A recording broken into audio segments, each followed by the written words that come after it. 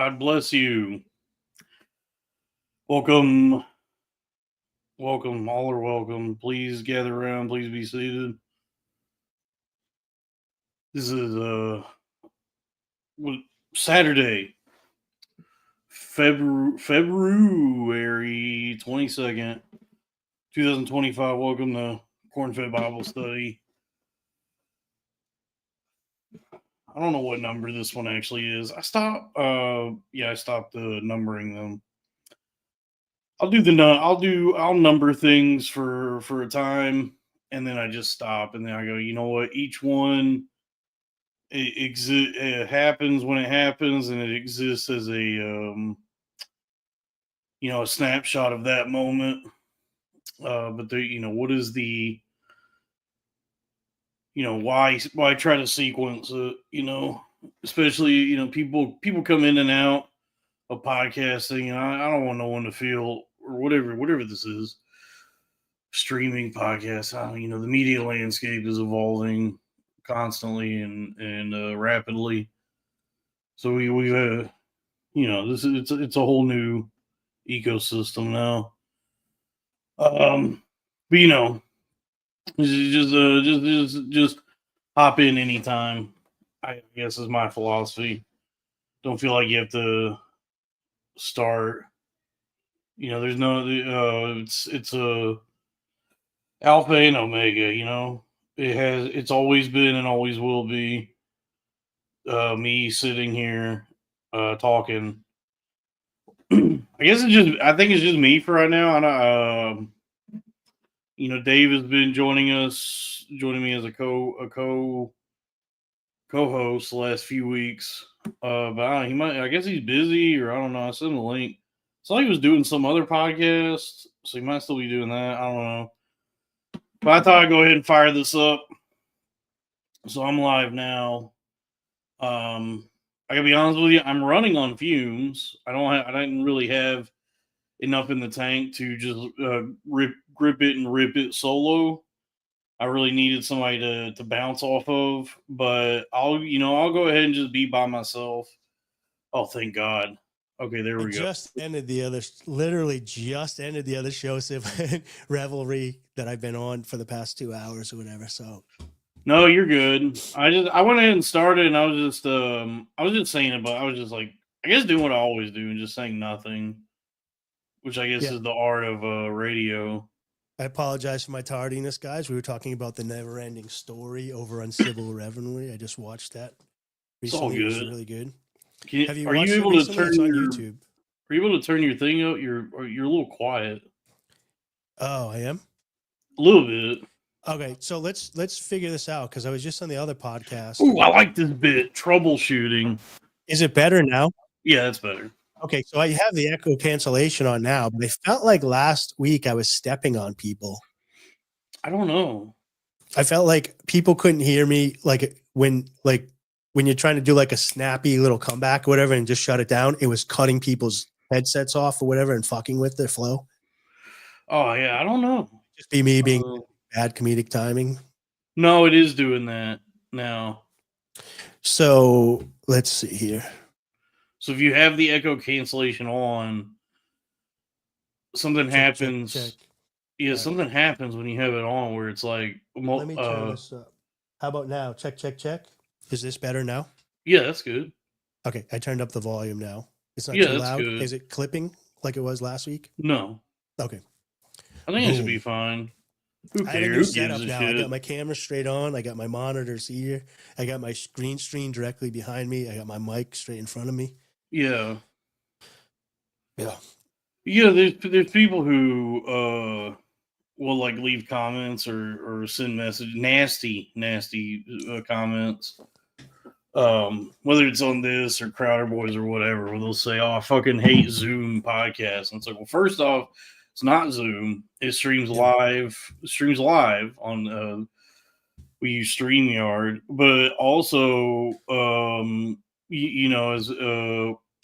technology is advancing, and these we're developing more and more capabilities to communicate with one another and do podcasting decentralized. Oh, I'm sorry. You don't like the free content we make on the internet for you because it's on a streaming platform? Well, buy a ticket and go to a live show then, fuckers. Yeah. Yeah. I guess, the chat is saying you are still a little quiet. Really? Yeah, I feel like I'm way too loud, like I'm clipping. No, you sound like far away. Okay. Let me mess with some settings here again. See, this is the trick. This is what I was talking about. Is like, How about now? Do I sound better now? Little bit. Pandatron says you're fine. Pandatron says you sound fine. How about now? I mean, I'm showing that I'm in the yellow. So if I go any higher, then I'll be like clipping in the red. I can bring it up here, but I'm afraid that it's gonna clip. I think that's fine. Sounds good. They're just fucking with me.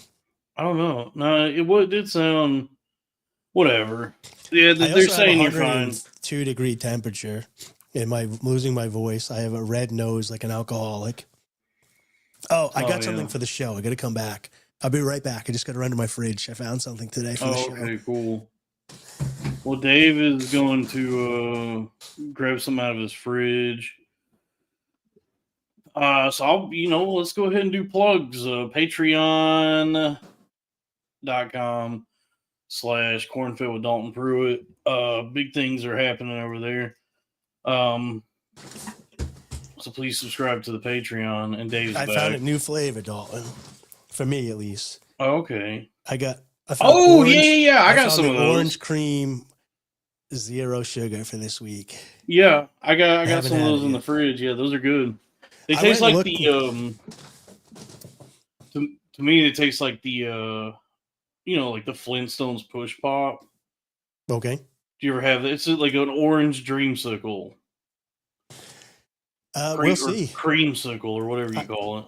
I went looking for I think it was the grape Dr. Pepper.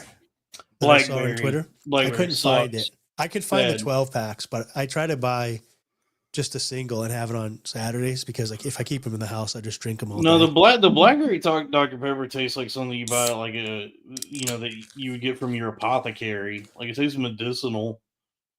I didn't like it at all. Let me try this. That orange cream. Yeah, that's good. That's a good soda. Oh, that's good. I haven't had the A&W. I tried to do the bit and I spilt it all over myself.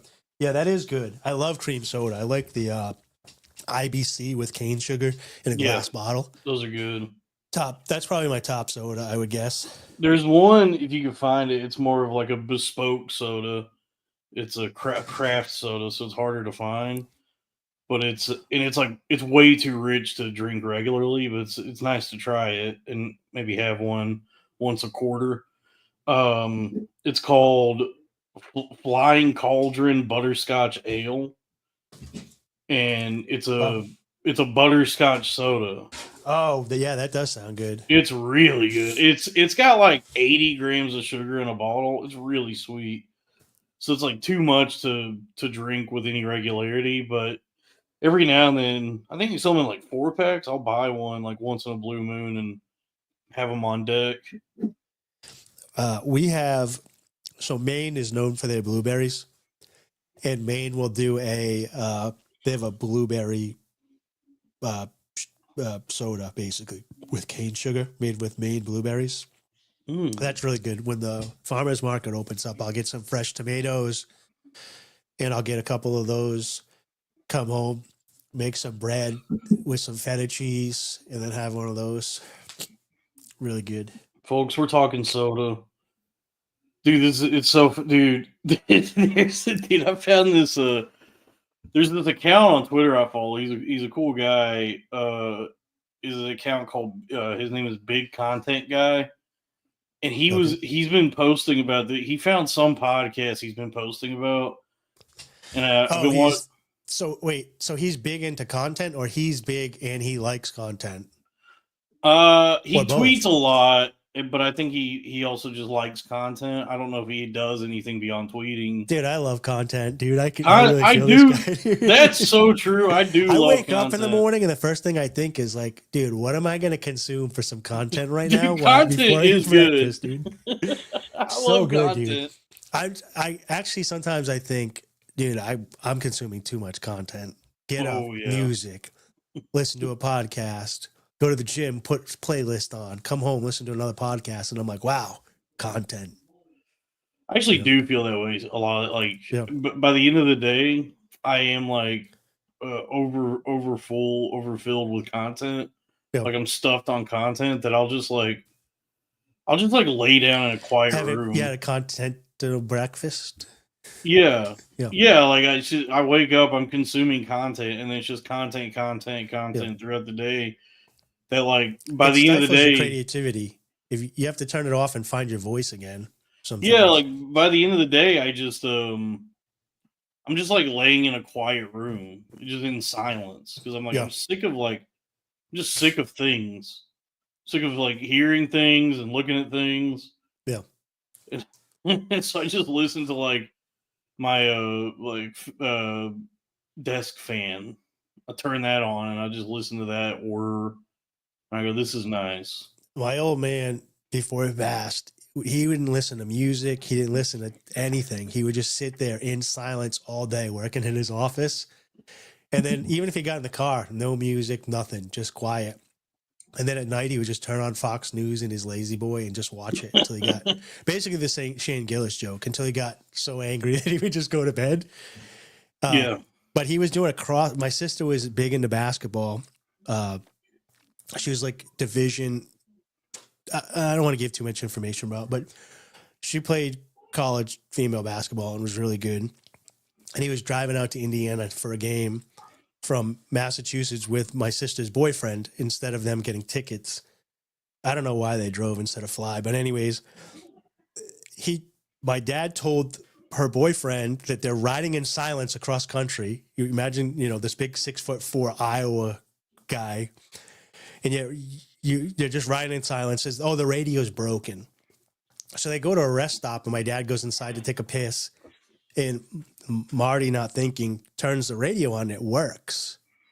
Says like, the radio fucking works. So then he sees my dad come when he turns the radio off. Now it's even worse, because now instead of there being no radio, he knows there's content right there that he could be listening to, and he's got to ride in silence with his girlfriends, whatever. This is like that. That's like that show Silo, dude. Okay. You ever see that show Silo? It's about an underground. It's like the future. So like all of humanity lives in this one silo underground. Okay. So there's like 10. There's like 10,000 people total. And so like the leadership of the silo tells people like the way things are. Oh, was this one where somebody that lived on the outside shows up with like a breathing mask on from another silo? No. And delivered data? Okay. I saw a movie like that. Okay. No, but the leaders of the silo will tell the populace like what's up, and here's everything works, and this doesn't work anymore. We lost all this, and then some people in the silo will discover that actually there are still relics, or they call them relics from the past that still work, that they can find and learn how to use again. And they have to like hide it from the leadership that they've discovered their lies. They find Debbie Does Dallas on VHS. Exactly. And they're like, what? You told us there was no porn anymore. Yeah. And so they have to like maintain the facade that they're, that they're still operating within the rules of the silo. Does the silo have a prison? It has like a, like a jail cell, like jail cells. Yeah. And then like there's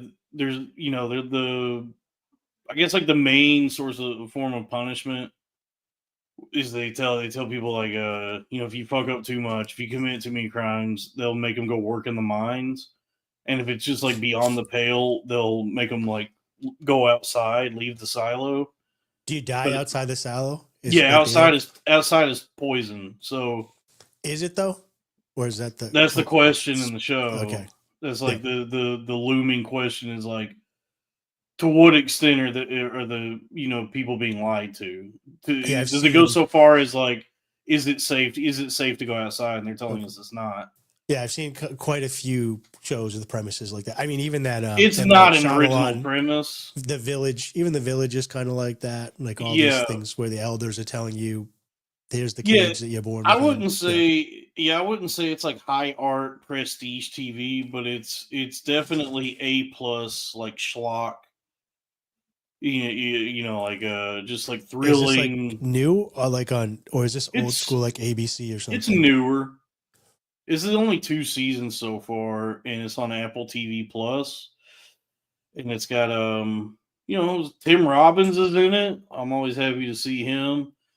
Rebecca Ferguson is the main protagonist, and I don't know what kind of accent she's supposed to be doing, but she's not doing it well. She's not doing the Craig Ferguson accent very well. No, dude. I guess she's supposed to have like an American accent, but she's one of those people who's British. Yeah. She's so British that she cannot maintain an American accent. You ever watch panel comedy shows? Yeah. Yeah, so I was really big into those for a while. I think during the pandemic I watched a ton of like Jimmy Carr panel shows, and you start picking up all the different dialects from all the different areas. Yeah. And it's like, how is they such a small area and they have so many different dialects like that? Because you and me have different accents, but it's still English. They have this weird ass thing. I don't know how is it Hugh Laurie, the guy from House? Hugh Laurie, yeah. I don't know how he does that so good. Does that His American accent? Yeah. That does a good job. Probably like an accent coach. Yeah, we got American people like that. Like, I'm always amazed because there's like a few.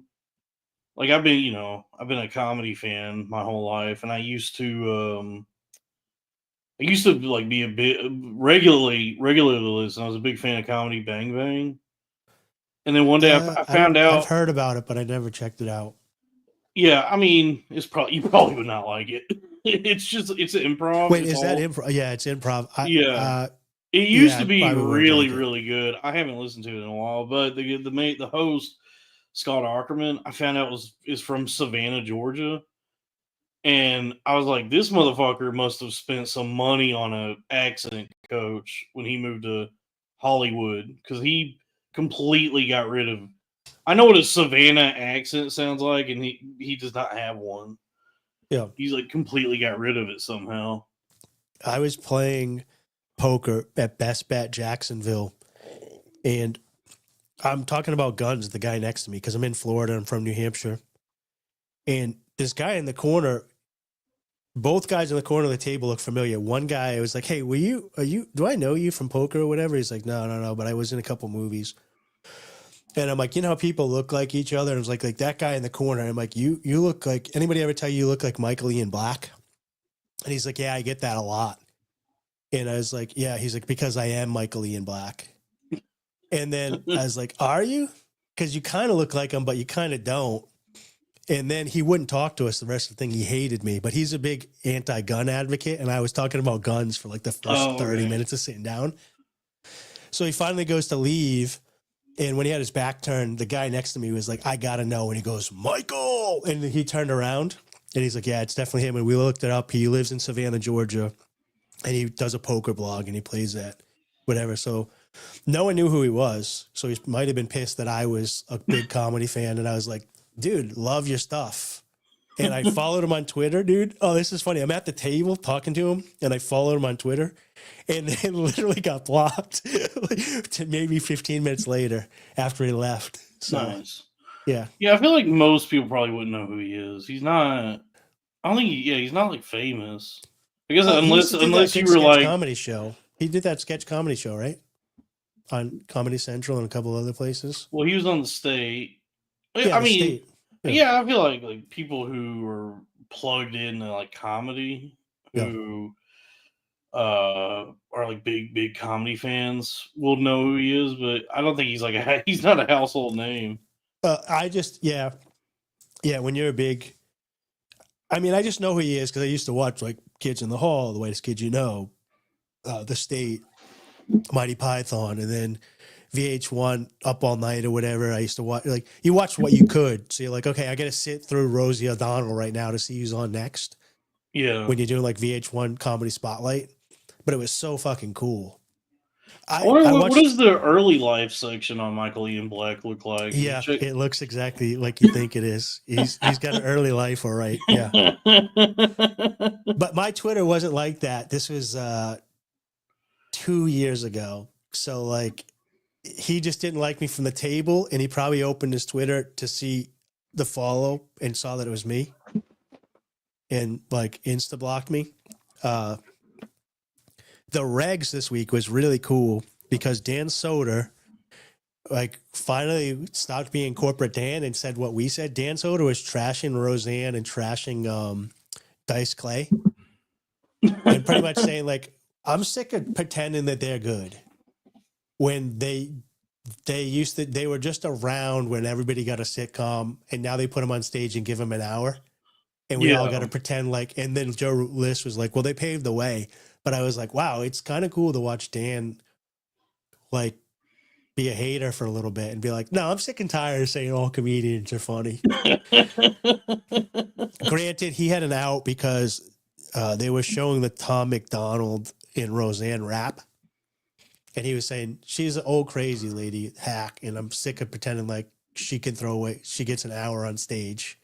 She needs to work on a set if she's going to do that. Yeah, I think Roseanne is a bit of a soft target now. I think it's safe to go after Roseanne now. Oh, I'm sorry. Did I say Story Wars? I meant he was on the regs. This is on the regs. I mean, he is. I don't know if I don't think I've ever watched any of her stand up. I watched the sitcom when I was a kid. Yeah. Yeah, I like the sitcom. Yeah, that was always good, but yeah. They had a team of writers. I saw her at Skankfest. I passed her in the hall really quickly, but they had her like covered with an entourage. And I saw her on stage. She was just going like hardcore or whatever. Oh, wait. Maybe I didn't. Maybe I only watched her on Mint. I can't remember. Who did I see? That sounds refreshing. Yeah, but like, I don't know. When I saw her do stand up, it wasn't great. It was just her ranting and raving about the vaccine and making everybody uncomfortable. And if you're going to do that, I'm in. Just make it funny. Come up with a premise that I don't believe, and then switch me. Prove my mind, like you guys say on Power Boys. Damn. Shit, man. I'm trying to hit the cough button, guys. I'm sorry. I'm still sick. I've been sick for like 3 days. Like my temperature just dropped back down to like 100 before. I got on at 7. Yeah, so. I feel like shit, man. I slept like 2 hours. I could not go to sleep. I slept like 2 hours, and then I had to wake up, and I was just swamped at work all day, dude. I don't know what these motherfuckers are talking about. I guess like I don't know. Whatever jobs people are working. When they talk about having remote jobs and they're able to like do chores and cook a chicken and do this and that while they're at work also, I'm like, dude, I have a remote job and I'm fucking busy all day. I'm like constantly working. I don't have the whatever remote job I was unlucky enough to get. I'm basically just like shackled to my desk for 8 hours. Like I can't go. I can't be doing chores or catching up on my stories or any of that, dude. I'm just like swamped. I called the Amex today. They tried to do like they give you like a little credit increase every so often. Yeah. I have freezes on all my accounts, the credit bureaus. So I got an email. So I called them up or whatever. And dude, the guy that was remote working for Amex on Saturday morning, dude, he was fully living his life, dude. He was not in a quiet office. There was kids, there was pots and pans, there was music playing or whatever. Oh, that's crazy. I get fired if I did that. He was one of those really polite, like super, super polite Spanish guys with like a very, very slight accent, but I could hear like his whole family in the background going wild, dude. And he's like, I need to put you on hold if you don't mind. And I was like, yeah, no problem. How long will it take? He's like, I just got to look over some stuff. I sat there for like 15 minutes. And granted, I just had my headset in and I was online, so it didn't matter. But eventually I just said, hey, are you still there? There's no music or whatever. And then he just came back and he's like, yeah. And when he came back and he turned the thing on, there was just commotion, dude. You could hear kids running. You could hear water. You could hear dishes. Like he was at like a barbecue or something at his house. Oh, yeah. Dude, my I'm job. fine with it. Like as long as he gives me the information I need, I wasn't offended. But I think that's who they're talking about. Those people are just like fully living their life while doing their job. Oh, no, I'm stressed. I'm like stressed and anxious. And yeah, we know everybody knows you're white, Dalton. We all see that you're white. As miserable as I would be in an office, but I do try to, because I'm like graded, or I guess it's like school. I'm graded on like the number of calls I get, like the number of sales to the ratio of sales to the number of calls I get. So it behooves me to try and take like fewer calls throughout the day, and so like really my primary goal is to close the sale, is to close. Yeah. But then my secondary goal is just to like suck up as much time as possible, just like waste time to mitigate the number of calls I get throughout the day. So like I'll be on the phone with people trying to like genuinely trying to help them, but like whatever the issue is, it's going to take me, like I have to work on it. Yeah. And so I'll just like put them on mute, and it'll be like 45 minutes. Oh, really? I noticed. I know when people are like that because I'll call Amazon or something. Or USAA is really good for this. I'll call and they'll get my problem cleared in like 15, 20 minutes. And I'm like, oh, they don't get paid for the call because they will have full-blown conversations with me for like an hour. Like just chatting back and forth.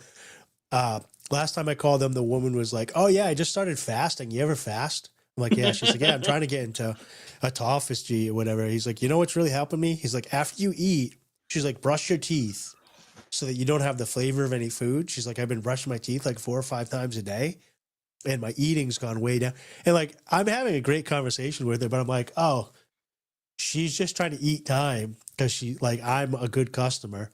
Yeah. Because she's getting paid for the time she's helping me on the phone right now, because I was like on the phone with like 45 minutes with her and she solved my problem in the first 10 minutes. So like, they must get paid for this. I get, mine is like a combination. Like I get commission, but I also am like, they look at like the number of calls I'm taking as well. So I just like, I'll try and just waste as much time as I can on each call, just to cut down on how many calls I get throughout the day. So I'll do that. Like some lady called me yesterday where she was, I guess for whatever reason, felt like she needed to tell me. She was like, yeah, I just got a year sober in AA. And I go, oh, congrats. Yeah. I'm, I don't know. I quit drinking myself. Listen, bitch, you're supposed to be sober. All right. I'm not cheering you on. You're not supposed to drink. Yeah. You're supposed to have your kids. You're not supposed to go to jail, lady. I'm sorry. Yeah. I mean, I get why other people that are sober will cheer on other people that are sober or whatever. But I'm being not funny there. But when I literally see people post online that I'm like, oh, I'm 10 years sober. I'm like, oh, it's been 10 years. Shut the fuck up about it then. Like, if it's 30 days, after a while, it's just like, I'm not like, I guess maybe I do it with cigarettes. You know what? Fuck it. I'm a hypocrite. I think I do say. Dave, life is toil and suffering and almost unbearable. And, for a lot of people, the only panacea they have to the existential terror that is existing is they turn to substances, which is not that's not the right thing to do, but I get it. It makes sense. I understand why people would turn to alcohol or drugs or whatever it may be to just kind of smooth out the edges of a horrifying existence. Yep. Which across is a terror for everyone, from the richest man on the planet to the poorest man on the planet. It existing comes with it some level of horror and suffering. So that's why you see Elon. He's he's on ketamine constantly. He be snorting ketamine and making a damn fool of himself. So I understand why people would turn to substance and that, but the cruel irony, the sort of karmic balance that occurs is that the substances will just make it worse. Yeah. Over time. This then you have to what we're grateful for. I am grateful that I have the Jay Okerson gene. Maybe I'm Jewish. Maybe I'm not going to get my blood. I'm not going to give my blood to a bunch of Jewish people so they can tell me what my ethnicity and races are. But drugs just don't do it for me. Like when we drank in my 20s, I just quit. When I smoked, smoking was hard to quit. But when I smoked weed or I do weed, I just quit. I did some Percocets once, and I was like, these don't do it for me. So I just don't. Sugar does it for me, but I'm grateful that drugs are not like something that gets me hooked. It's not on my. It's not on my negative list. If that makes sense. Right. Were you bad? Was it really hard for you to quit? Not when it became like an absolute necessity. When it was, when it came like, when it became crunch time, when like doctors were telling me, yeah, if you can go back to do it, like using any mind altering substances, whether it's alcohol or weed or whatever, you do run the risk of slipping back into a manic episode. I just was like, oh, okay, I guess I'll never do it again.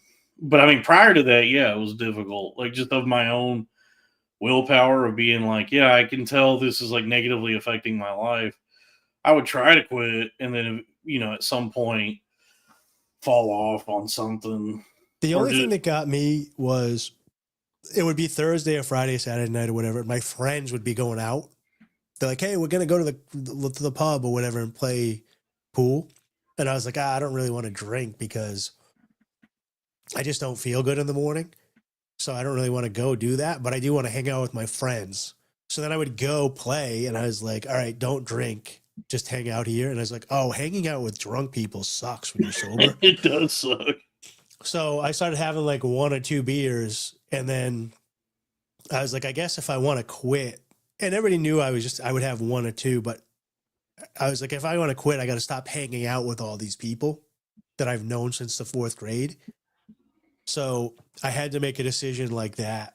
And I eventually did. They eventually started like not going to the bar and having like a cookout at their house or a fire pit, which was much easier to show up and not drink at somebody's house where there's like food and a TV and a sports game on or whatever. Yeah. Yeah. I also think it's like, I think for a lot of people, it comes with age.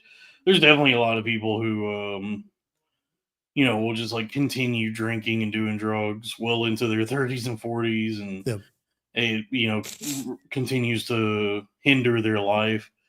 I feel like there's a lot of my friends I went to high school with who like, we all drank together as teenagers and it was like our favorite thing in the world.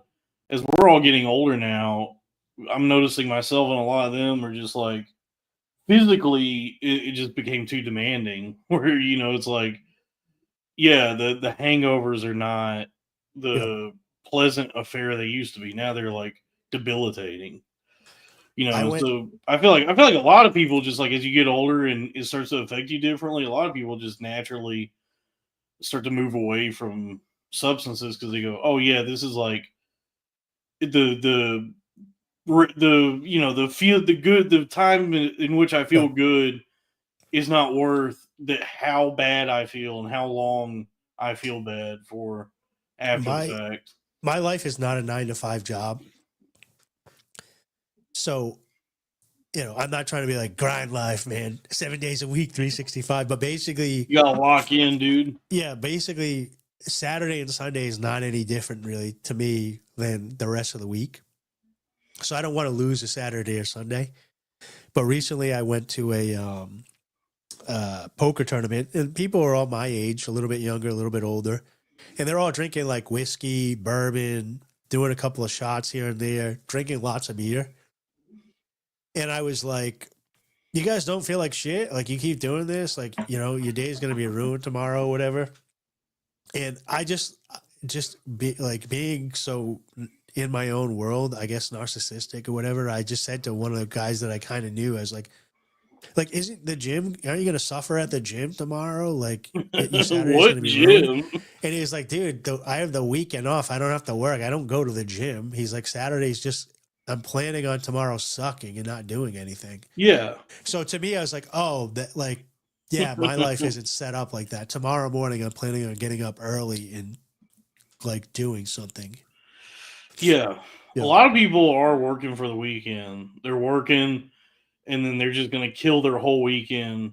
They have their weekend set aside for a hangover. They're going to get they clock out Friday. First thing they do when they get home, crack a beer.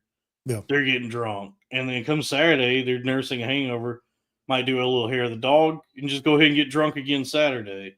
Yep. And then Sunday, or there's people like a lot of people in my family where it's like day to day. So they work, come home, immediately start drinking when they get home, and get hammered, pass out, wake up in like 4 hours, go back to work and do it again, and just live that way. Because I mean, that's with alcohol, that is like something that can happen where you can break through. Like for me. And I think a lot of people, you get to that age where drinking starts to really hit you hard, where you go, oh, these hangovers are brutal. Yeah. It's not as fun as it used to be. I feel like shit all the time. And then you just like kind of stop doing it as much. But then there's people who will just like, in defiance of just everything their body is telling them and God and the universe, will just continue to drink. And then, just through their own willpower and ambition, break through and achieve like a resilience to alcohol. Yeah. Where they just like just get drunk every single night well into their 40s, 50s, and 60s. But, that I had to go to a funeral because of that like a couple of years ago. My was a friend of mine. The guy who died is a friend of mine, but like I knew him because he was a friend of mine's dad. Yeah. And so he was such a heavy drinker, and he was really young. He was only in his 50s. I'm just hearing the Dan Soder bit where he's like, oh, I'm sorry my dad was so cool. He partied himself to death. He literally wasted away in Margaritaville. My friend's dad who died, he was the kind of guy who was like, he would start drinking in the morning, He was like just kind of always drinking kind of drinker. And then, it did finally catch up to him at one point. And he went to the hospital because of some kind of like flu or something. Like he got sick and had to go to the hospital. But I guess there was something else going on. And he was dead like a week later. Yeah. And so like come to find out he had like something severely wrong with his liver. Sorry, I'm not laughing at that. I was thinking about this construction job I had. My buddy got me a construction job and I didn't really know what I was doing. So I was starting at the bottom doing framing. And the first day we get there, he's supposed to show me the ropes on what to do. So we drive there. We get there. He jizzed in your face. He just shot ropes me the ropes, dude. Got it right in my eye, dude. Hey, kid, let me show you the ropes. And then he busts all over your face. So this guy, I don't know what his real name is. We called him Kenny Backer. He was a skinny alcoholic, like one of those guys that drank all day. Yeah. And I don't know if you know what an LVL is. It's like pressed wood. It's like sawdust that they press super tight to make these, instead of an eye, like a steel I-beam, you use these wood beams. And there was a 12-footer. And everybody's got multiple people have to help put it in place. It's like the center that holds a lot of the house in was structural. And it fell and hit him right in the top of the head and sliced his head open and like instantly just blood everywhere. He takes his shirt off, he puts it on top. So my buddy that's training me has to take him in the Jeep to go to the hospital. So they take off. Now I'm just struggling all day, not knowing what I'm doing. No one's helping me, whatever. So, anyways, fast forward. He finally comes back at the end of the day after being at the hospital all day to give me a ride home. And he's telling me the story, dude. He didn't know we were working remotely. He didn't know where he was. We didn't have GPS at the time. So he had to stop at a convenience store to ask, at a gas station to ask directions, how to get to the hospital. And when he gets back to his Jeep, he's like, where's Kenny Backer, dude? He's gone. He can't find the guy, dude. He's got a head wound. He's like 125 pounds, skinny, 5'9" guy, dude, with a head wound. Gone, not in his car. He gets back in the car, dude. He's got nips, dude. He's pounding nips from the liquor store with a head wound thinning his blood out. Were you allowed to say nips? Yeah. At friggin' like 9 a.m., this guy's such an alcoholic. He got some like little airplane bottles. What do you call them? Gooks. he was crushing Japs. And he was like, so my buddy's got this guy that he doesn't know that well with a head wound, bleeding in his Jeep, with open containers, drinking. Like, he's like, oh, he's going to die in my car with open containers. Yeah, that's just a scene from the Trailer Park Boys. Oh, it was so funny. That's literally. We used to go pick this guy up. He lived in a motel, and he didn't have a car, so he lived in a motel with this woman, and he was like 125, 5'9" alcoholic. His girlfriend was obese back before people were obese. She was like my 600-pound life before fat people really existed. Mm-hmm. You know, like Chris Farley was like obnoxiously fat back in the day. Yeah, she would wear these. She would have cottage cheese and thighs, and she had the jeans on. And they lived in this motel together, and we'd have to pick him up every morning. And we'd pick him up at like probably like 6:30, and he would open the door drinking a Bud Light and crush the can and get in the car, dude. And I was just like, I guess this is what adults do. I mean, when you're 17, like I think from ages 17 to 26, 27. That's like the coolest thing you can imagine is being good at drinking. Oh, this guy was like 45 and I was like 22. Yeah, because I remember being young and like looking up to guys who were just like what in my mind was like just really had a knack for drinking. Oh no, we knew this guy's life was a mess, dude. He had the same job as a 21-year-old, and he was getting drunk, and he was living in a motel where like the door opened to the outside. Honestly, that still sounds pretty cool to me. One day, oh, this is so funny, dude. One day he called in. It was November 1st, I think. And we couldn't get him. We're knocking on the door, didn't answer. So we called the boss and we're like, Kenny Backer's not coming to the door. And he's like, oh, his girlfriend called. He said he can't come into work today. He had too much candy on Halloween. Nice. This guy's awesome. Just imagine being 45. I don't think he actually had candy, obviously, but just imagine that you're like such a drunk that you call in and think, look, I'll just tell my boss that I had too much candy. I've done that. That might have just been a lie. I've done that where I've eaten so much candy that I'm like, oh, I'm sick. I'm out of commission for a while. we would play D&D. Sugar's my fix, and we were playing D&D, and it was typical D&D guys. Like everybody's like overweight. We got the books. We're coming in, whatever. They're drinking, they're eating, and they would put down. This one kid would show up. He worked at a convenience store. He would put like Twizzlers and Skittles and Smarties and like all those types of like gummies and Swedish Fish. Hell yeah! And I would just eat the fuck out of them. And we went to the backyard so they could smoke, and we're just standing in the dark talking or whatever. And I ate so much Twizzlers, dude, that we were sitting in the middle talking. I went, bleh! I just turned aside. It was just licorice is one of those ones that licorice puke. All of the thing that I just turned and looked at him. Like licorice is one. If you overdo it on licorice, it'll make you really sick.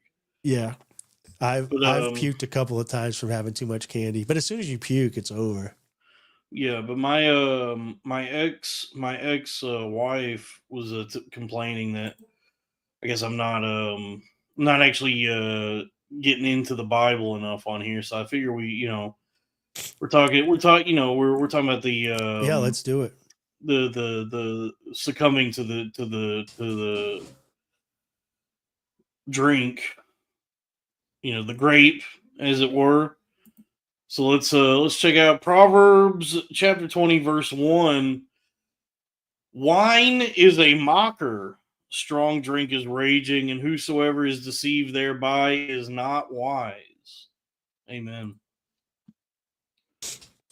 Amen. I need 1 second.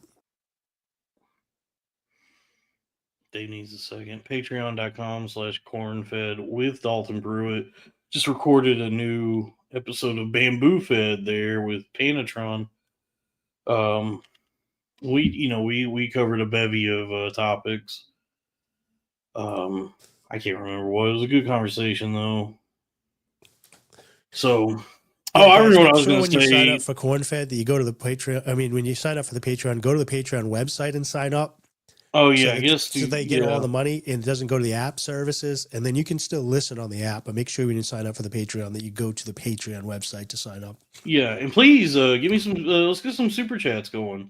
Yeah, let's go. I remember what I was going to say earlier. Why are you gay? that account, that Twitter account, Big Content Guy, has been posting these clips from some podcast he found that's just like 8th grade boys talking about food, like different foods they like. I saw this. Maybe you reposted it or it went onto my thing. I think I retweeted one, but I watched a clip. They got like curly hair. They're broccoli heads, right? Yeah. And I watched a clip where it's just like one kid is like, "What do you guys think about school lunch?" And then some kid was like, "I pack the same lunch every day: peanut butter jelly sandwich, yogurt, milk, whatever." and then another kid was like, "Nah, I don't like to pack a lunch. I'll get I'll just buy whatever's in the cafeteria, and if I don't like that, I'll go to the snack line." And they're just like talking about like fucking nothing, like bullshit. Yeah. But then I was watching it for some reason. I was captivated by it, and then I realized, yeah, this is actually not too different from what I do, because it doesn't feel like no matter whether I'm talking to you or Sal or even on Crowder Boys, it feels like a lot of what we do is just talk about like soda and candy. And so I recently got back on the dating apps, and I don't know why, if they turned me back on, but I got I had to pause it because I got a lot of they're slightly overweight, but I got a lot of younger women messaging me, but they were like, "Oh, do you want to do a phone call maybe on Saturday or whatever?" And I'm like, "Oh, I'm kind of sick and I'm doing a podcast on Saturday." And they're like, "Oh, really? What kind of podcast do you do?" And I was like, you know what? Forget that I shouldn't have said that. Forget that I even said it. And like, "No, I want to check it out. Can you tell me about it?" And I was like, it's just a hang. We just like talk about stuff. And they're like, "What do you talk about?" I was like, Twitter and comedy. Like, we didn't even talk about Twitter. And I was like, this is why I didn't want to, can we just drop it? It's not for ladies. Yeah. Yeah, it is so hard to explain. Thank you, Michael Hall. Yes, Michael. $20 for Michael. Have you seen the videos of British teens trying American fast food for the first time? Yes. I have. Yeah, good I've content. Seen that. Love content. That's some good content. Just people trying food. So next week, make sure you guys tune in, get your lotion and your tissues, because I don't know, Dawn never got back to me, but we can have Florida Woman back on again. Oh yeah. Of Saturday. course I assumed it's welcome. A yes, but it's not my show, so I don't want to overstep the boundaries of the network. Yeah, of course she's the open door to Florida Woman. Yeah, I told her that she's a little insecure, so she'd felt like you didn't like her last time, and I was like, his dog passed away. Not to bring it up, but I was like, you got to understand, he was dealing with stuff, so don't make it about you. Like, don't be crazy in your head. Like, he was going through a lot of stuff. I think he did really well considering, and so yeah, so she's going to come back on, and I think she's got to set up. I don't think she's going to be able to show her face. I know Crack had mentioned that, because without OBS, she can't really show the drawing and the face, unless she would get a soundboard where she can hook her tablet up that she draws on and then have a second camera on her face. So I don't know. Does the Bible actually say anything about suicide? I think it does. I've heard that it's a sin. I'm trying to look it up, and it actually doesn't. All right. there's nothing ever explicitly said about like suicide itself. It's got to be a different word though. I think like pastors and maybe like people that talk about the Bible have like extrapolated or interpreted just like the Bible's condemnation of murder as like saying, well, suicide is self-murder, suicide is murdering yourself. All right, so I got a couple of things here. I'm on King James Bible Online. It's saying Samuel 31, 4-5. The king of Israel, Saul, falls on a sword to avoid capture by the Philippines. So that's one of him committing suicide. So there's like instances where the Bible describes people killing themselves, but I don't think there's anything in the Bible that flat out. And then the biggest one is Judas, Matthew 27:5. After betraying Jesus, Judas hangs himself out of remorse. Yeah, I don't think there's anything in the Bible that flat out like condemns or says that like suicide itself is a sin or it's a bad thing or whatever. Anyway, I get what I'm saying. First off, never kill yourself. Do not. Suicide is bad. I was trying to see if there's anything in the Bible about it. Never kill yourself. It's saying right here, the extrapolation that some pastors and priests make is Exodus 20:13, thou shalt not murder, and Corinthians 6:19-20, which speaks of the body as a temple and the Holy Spirit, and that it's God's suggested that it's sacred and God's property. So you would be destroying God's property. Yeah. So never kill yourself. It's bad, and I think like if we're gonna walk with Christ, I think Christ would want us to live a long, healthy, righteous, beautiful, fulfilling lives and share the company of one another and spread joy and cheer and the gospel. But I bring that up because did you see yesterday somebody live streamed themselves shooting themselves in the head because of meme coins? No, I've been offline since like Wednesday because of my fever, so I haven't really been checking in that much. I just enough to check my messages from everybody. Okay, that's crazy. Dude, how much did he lose in meme coins? Do what? How much did he lose in meme coins? I don't know exactly what happened. I'm still trying to there's so much to parse through. And I forget the account, the guy's name, like the account that did it. But there's one of the big like crypto accounts on Twitter, one of the Coles as they call them, whatever that means. What does KOL mean?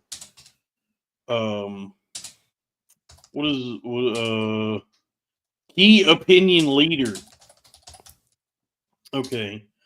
So there's this like big crypto Cole on Twitter who goes by Mr. Fuck You, MISTAFUCCKU. Yeah, he shot himself in the head. He killed himself live on stream.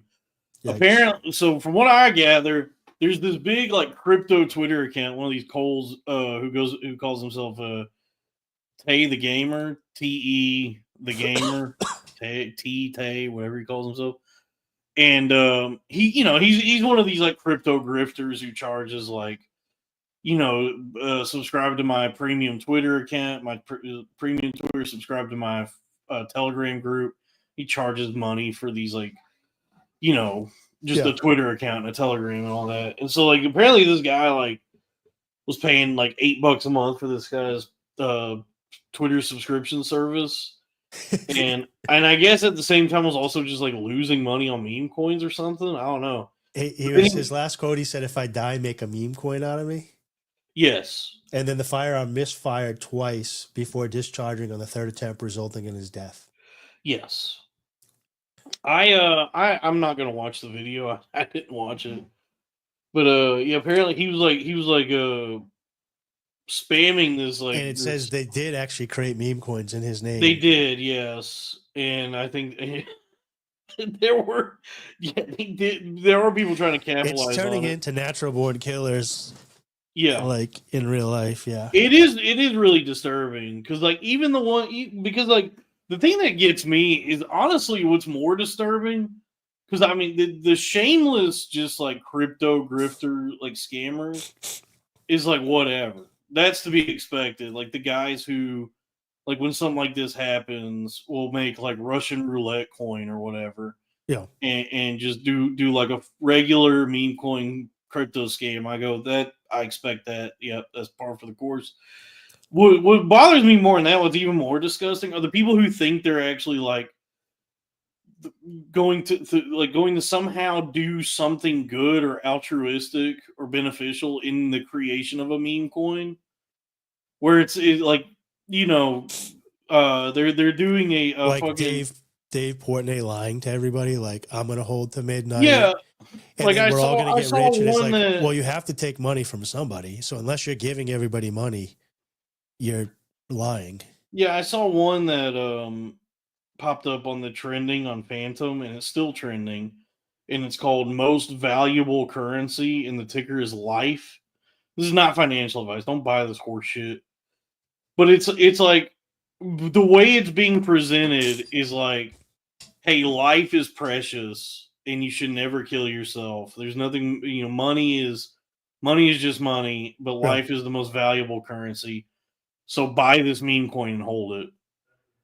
Which is like, you know, to do something like that under the guise of like this is somehow a good thing, or it's like spreading a positive message, feels worse to me than just doing like an actual just regular crypto scam, capitalizing off of the event itself to try and do it like on a like present it as though it's like this really good wholesome thing, because it's still, first off, it's still just like um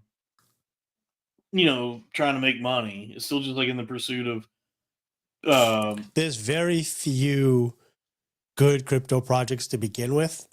And then when you get into meme coins, that's even further down. yeah, I only know and one it's also positive still story. just a scam. So I only know one positive story. There was a group of people, I think it was like Mira or something. Basically, this guy's I daughter remember this. was dying, and the guy created a meme coin, and he put the burn tokens in the guy's wallet, and so when it pumped, the guy that's daughter was sick made the millions, not him, the guy that created it. I'm sure he kept some as the dev, and the community used it like a GoFundMe. I'm sure there's people in India and other parts of the country like, oh no, I'm going to go fund me, and they pulled, but he actually did able to keep that around or whatever, and people made money off it. But that is very like far and few between. Most people are trying to scam the other person. But because it's on the computer, they're just like, oh, this is going to pump and I'm going to make $1 million. And you're like, you're going to steal $1 million from 100,000 people. Yeah, I'm perfectly okay with doo-doo coin and piss coin and all the degeneracy of meme coins. Well, it's when they try to make it this like virtuous thing. Yeah, it's gambling. Where I go, this is still just it's still going to be the same thing where even if the developers mean what they say and are truly setting out to do a good nice thing, there's still going to be people that like a number of whale wallets and crypto traders that are going to buy in early and then dump on somebody. Yeah. So like somebody's going to be left holding the bag no matter what. And more than likely, it's still just also a scam by the developers. Like the developers are going to sell. Yep. I watched this guy. He was in the Trump coin, and he made $49 million during the Trump pump, right?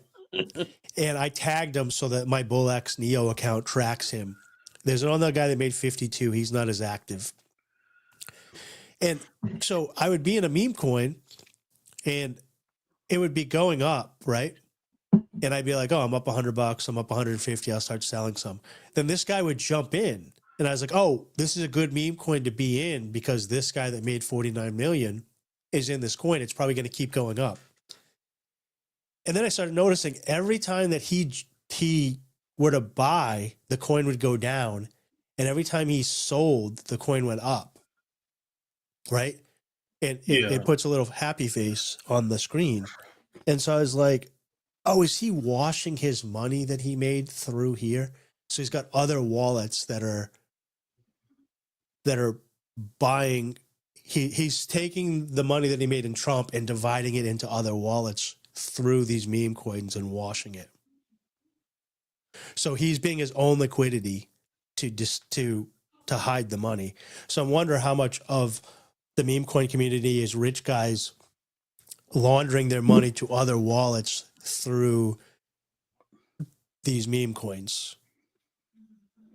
You know what I mean? Like if you have a wallet that's got 47 million in it and you need to get that into other wallets so you don't pay taxes on it, you can buy into a coin that you're already invested in with your other wallets. And then as soon as you buy in, sell with those other wallets. Oh, okay. And then divide it. And so you're basically just using yourself as liquidity. And then it looks like a loss, but really you're just putting it in an untrackable wallet. The government is going to step in, man. Yeah. Somebody, I mean, what you're describing right now is just fraud, and it's legal right now because it's like also new that they haven't been able to regulate it. But I feel like with somebody killed themselves for meme coins. Yeah. Kanye is talking about launching Swastika coin. Oh, dude, I was on Pump Fund when he tweeted that out, and within like 5 minutes, all 3 rows, the graduated, the almost graduated, the new, just said Swastika coin. Yeah, like, there were so many that got created. Yeah. Like at a certain point, it's becoming like so widespread, and there's so many people getting into it, and so much like blatant fraud. Yeah, I'm back in meme coins, by the way. I am too. Yeah, I made $100 today. I'm just going. I have very, very tight filters. I'm only getting in and trying to get out and make $40. Yeah, I put like $50 into something called Meta World Memes, and it's doing good. I was in like I forget what it was called, like Q Labs or something that I made like 150 on, and then I was in Fuck Around and Find Out, and I lost like 60 almost immediately. I watched the chart on that one. I got in and it went straight up, so I was like, yeah, baby, and then they just freaking damn dumped it. Dude, yeah, because I saw that one on Dex, and I was like, oh, this looks interesting. And when I found it, I was like, oh, this has already been rugged. It was 8 out of 8. So the devs weren't even holding a large percentage. So, and the insiders were. So they're finding a way around. You never know, man. I mean, it's always like some kind of gambling. Yeah. I was just sick, and I was like, I have some soul that I want to fuck around with. And I was like, I'm not going to try to make a bunch of money. Let me see if I can make a half to a soul a day.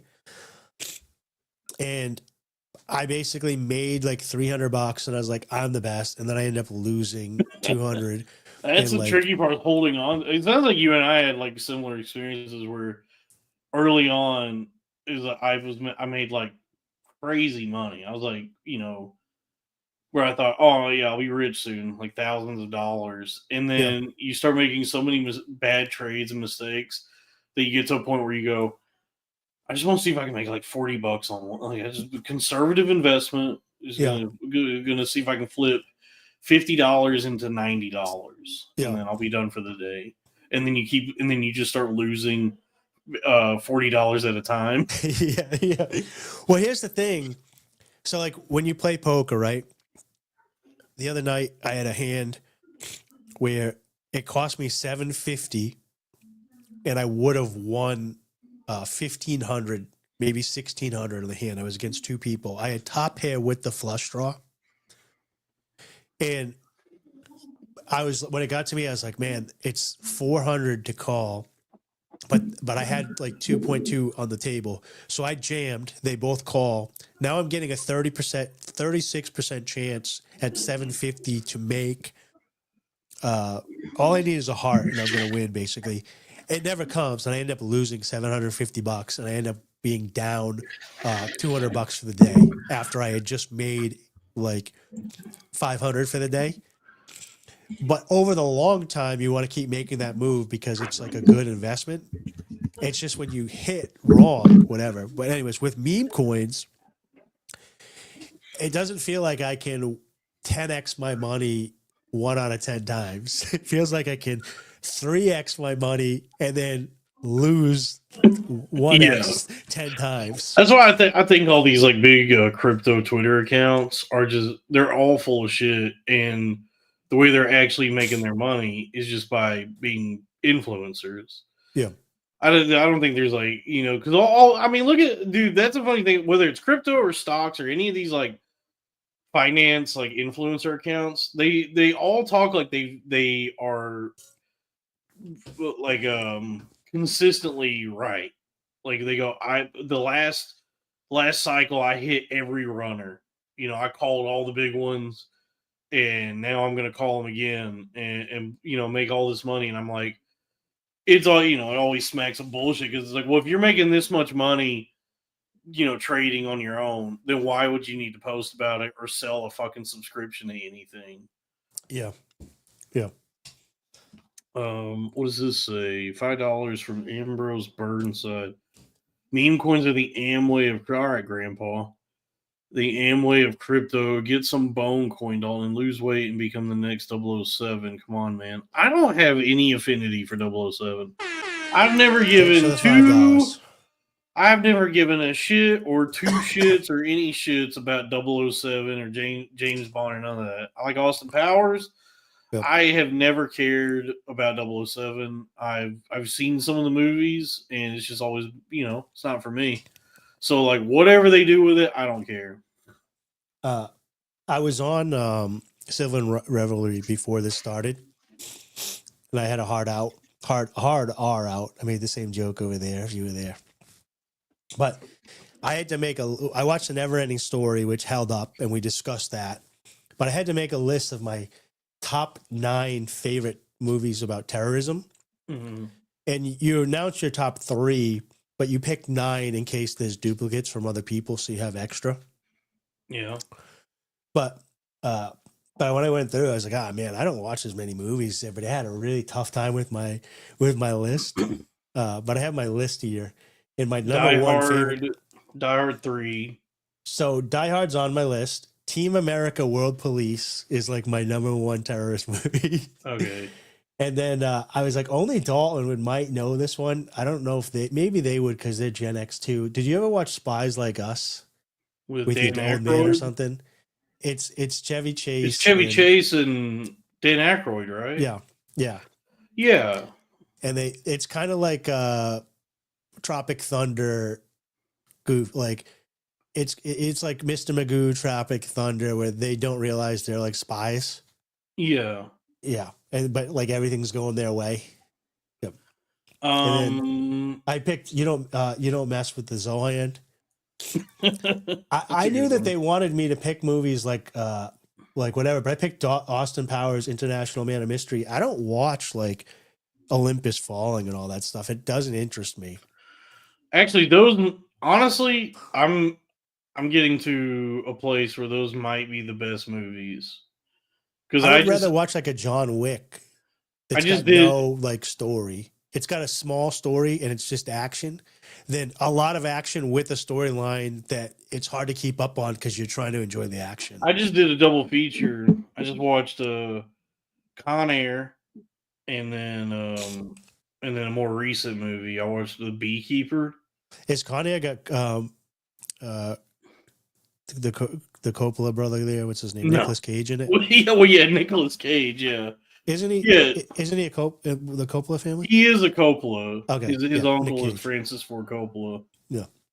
It's just, I've never heard anyone like, that's how they associate. I've never heard anyone like that. That's how they associate Nicolas Cage. Well, he's an Nepo baby. That Coppola kid, Nicolas Cage. Well, that's why he's in. Well, I think John. He has a proven body of work. Where I just feel like Nicolas Cage has proven himself so much that the fact that he's a Coppola, like, at this point, is irrelevant. Like, it has no bearing on who he is, because he's a legitimately great actor. When I got Amazon Prime, for the longest time, like, I went through all the Mel Gibson stuff. I went through all the Vince Vaughn stuff. I went through the Brad Pitt stuff. Then I just watched everything they had with Nicolas Cage, like, from the shittiest to the best. He's great. He's great in everything. I was like, he doesn't have a shitty movie if you just are like, just settle in for fun. Just settle in for fun, and Nicolas Cage doesn't have a bit. If you're gonna go in critical and be an asshole, then you can find reasons to hate it. But like, there's this dumb movie with him, like as a vampire hotel or whatever. I end up liking that. The movie Next, where you can see the future, but only like 2 minutes in advance. I was like, Yep. Great premise. They threw it together like a Skull movie, but it's better than a Steven Seagal movie. Yeah, he's acted in a lot of Ghost Rider, really good. Ghost Rider 2 is legitimately a good movie. And how many times have you watched National Treasure on USA during the day? Yeah, National Treasure is great. Yeah, he's a great actor where it's like those years where he was just having to make a bunch of movies because I guess he was like had a ton of debt. Yeah. Because I remember that, it was like a meme or like a joke that Nicolas Cage is in tons of movies and all these shitty movies. And I guess like it came out that he had like ruined his finances to the point where he just was out of necessity having to just say yes to everything. Yeah. So there's like tons and tons of movies that are bad movies that he's in where he's great. He's great in all of them. Yeah. Where it's like, oh, this is like, it's like this weird juxtaposition where this is an amazing performance.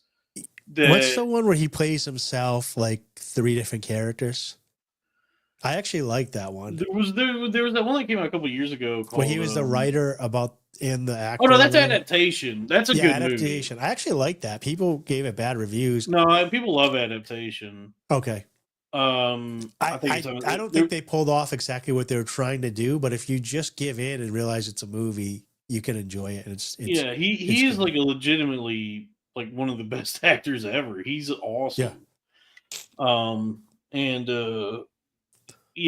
it's funny because there's like all these. Yeah, there are like a ton of bad movies. You know what I like about what he is though. So there's certain movies that you watch, right? And the actor is so good that you forget that they're like Seaman Hoffman, whatever his name is. Philip Seymour Hoffman. Yeah. Like you would watch his movie, like the one where he's Huff and Pain, I think. Is that him? Yeah. Yeah. You forget that he's an actor. Like I do. When I'm watching that, I'm like, he's that character. Oh, yeah. But when I'm watching a Nicolas Cage movie, I'm like, all right, that's Nick Cage, but I still love it that it's Nick Cage. Yeah, well, it depends on the movie you're watching, because, like... I just think that he's like Chuck Norris. I just feel like, oh, it's Nick Cage. Oh, Nick Cage is fighting vampires? Nick Cage is getting the Constitution? Nick Cage can see the future? He has range, so he can do hammy, action, hokey kind of movies and performances. And then he can do, like, he's like a legitimately... I bet you like it when he does hammy, when he's hammy. I do like Ham. Yeah. But then he also is like a really good actor. So, like, there's a movie he made a few years ago called Pig. It's about my ex-wife. So that's when I first got back into seeing you online. And I don't remember where I saw you. Maybe it was Cornfed. Did you have another guy in the show of Cornfed before Sal? Yeah, there was 3 of us, and then one of them had to quit the show to save his marriage. So I think you were talking about that was when I rediscovered you. And I was like, oh, Dalton's back. And I went looking for it on Amazon Prime, and I had to pay. And I was like, I don't know if I want to pay for Pig. I'm a cheapskate. It's worth it, dude. Yeah. It's like it's probably maybe his best performance ever. It's a movie that I don't think like a lot of people saw. Is it fantasy? No, it's a really grounded, sincere, beautiful, sad, fucking miserable, heartbreaking movie. Because when it for was some reason when I saw the commercials for it, the trailer for it, I kind of thought it was like I thought it was gonna be like John Wick.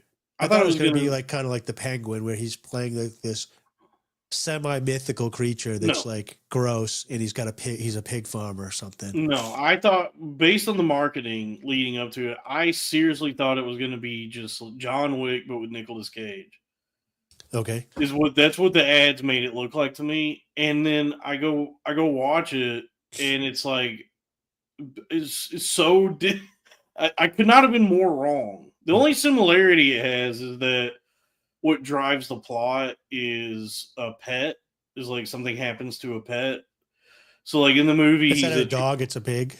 Yeah, he's a truffle farmer in the Pacific Northwest, and his truffle pig is like his only companion. Like he lives alone, and he has this pig, and that's like, you know, it's so many of us nowadays. yeah. If we're lucky, we can get a pig to live with us. Yeah, and so the pig gets kidnapped, and so then you think like, oh, here we go. He's on the path of revenge. You know, it's now a river of blood, violence, kung fu. But no, then it's just this grinding slog through grief, because it turns out that like the reason he's living by himself and has chosen this life is because his like prior to all this, his wife passed away, and he just hasn't gotten over it. And so this So he pig lost 2 pigs. Yes. Yeah. So this pig is like his only reason for being. Is like his his only buddy. And so then like the rest of the movie is just like this meditation on grief, where it's like it's not a violent movie, it's not action packed, it's just like this very slow, just sad, really heartbreaking experience that I was like, man, I was really hoping for an action movie when I came into the theater, and now I'm like very sad. But it is like probably his best performance. When you want to be happy and you end up being sad. Yeah, dude, I was so sad. Like walking out of the theater, I was like, dude, I did not want to be sad right now.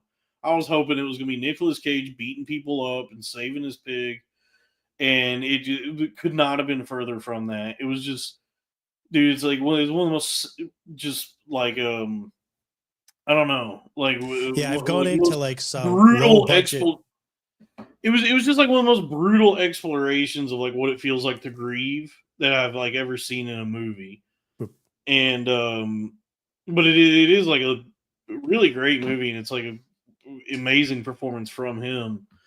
So he'll do stuff like that, but then like I watched Con Air the other night, where he is a full on cartoon character in that movie. Yeah, it's great. What does this say? Thank you for the money, $5. Dalton, are you ever going to perform comedy on the road again? I don't know how successful people think I was at any point. There was no road. You weren't a road dog? I was not in demand. I found any sort of notoriety or success I ever found and still have, I found through podcasting and like stuff on the internet. There were clubs, like actually getting booked to do stand up at clubs. I found to be very difficult. That was not happening for me. Like I would have to like beg people to let me on their shows. Yeah, I think a lot of that is that nowadays.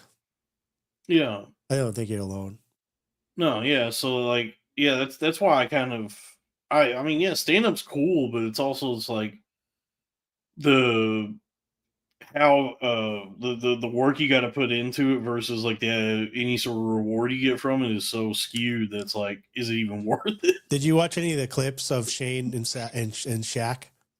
No.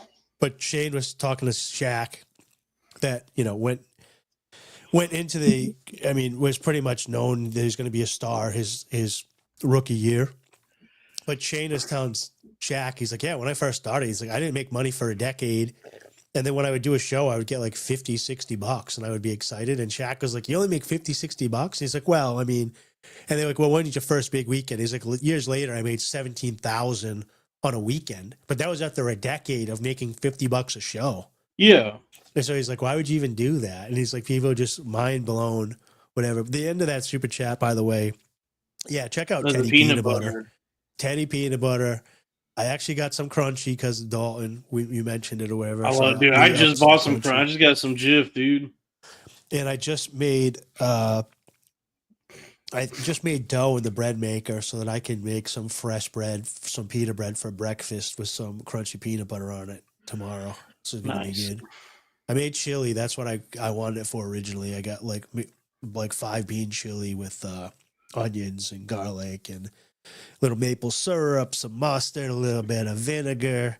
That was really good, especially I was cold. I sat back, ate some chili with some pita bread, and watched The Never-Ending Story. I felt like a kid that missed school for being sick. The movie holds up, dude. It's good. I really liked it. almost got me a little teary-eyed at the end when he was screaming for his mother. Yeah. But if you guys want to see my full review, head over to Rumble. I won't repeat. I haven't seen it here since I was a kid. It's if you're in the mood, it's worth rewatching. The way it was reminding me of Peter Jackson's like Lord of the Rings, where they didn't have all the CGI or whatever back then. So a lot of the scenes to get the distance and the size of the characters or whatever, they're all playing with angles. Yeah, and they did a really good job of that. I always like that better than CGI anyway. Even when it looks like shit, just like when people are in the same room as like whatever it is they're acting with. Yeah. Even if it's just like some like a paper mache monster, you know. Well, it holds this up. is more interesting and entertaining to me than just like a cartoon. Like they're just, you know, what you know, versus like now where what would actually happen like when they filmed it, the acting is they're in like an airplane hangar with green screens, and then they're just like, you know, waving at like a tennis ball on a stick. Spend hours and hours and millions of dollars like putting the scenery in the background. Yeah. The reason it held up is because the consistency of the live footage of the kid in real life with the book and in the city and being at home or whatever was just really well done. But then when you go to the stuff that could like be considered bad special effects, it's the fantasy of the book. So it's the kid's imagination. So like, even though it's like, it's not like, you know, lasers and all this crazy stuff, there is some lasers in it, but it holds up because you're in the kid's imagination. Yeah. You know, I really liked it. Rob Cruz, the comedian, a Philadelphia fellow, I believe. You know him? Isn't he? Who's Rob? Oh, he's done Do-Rag. He's on Do-Rag, yeah. Yeah, he's with Drew Montana. We follow each other on Twitter. Yeah. He posted something the other day. I love like how all the Philly guys are like Philly guys, like very salt of the earth.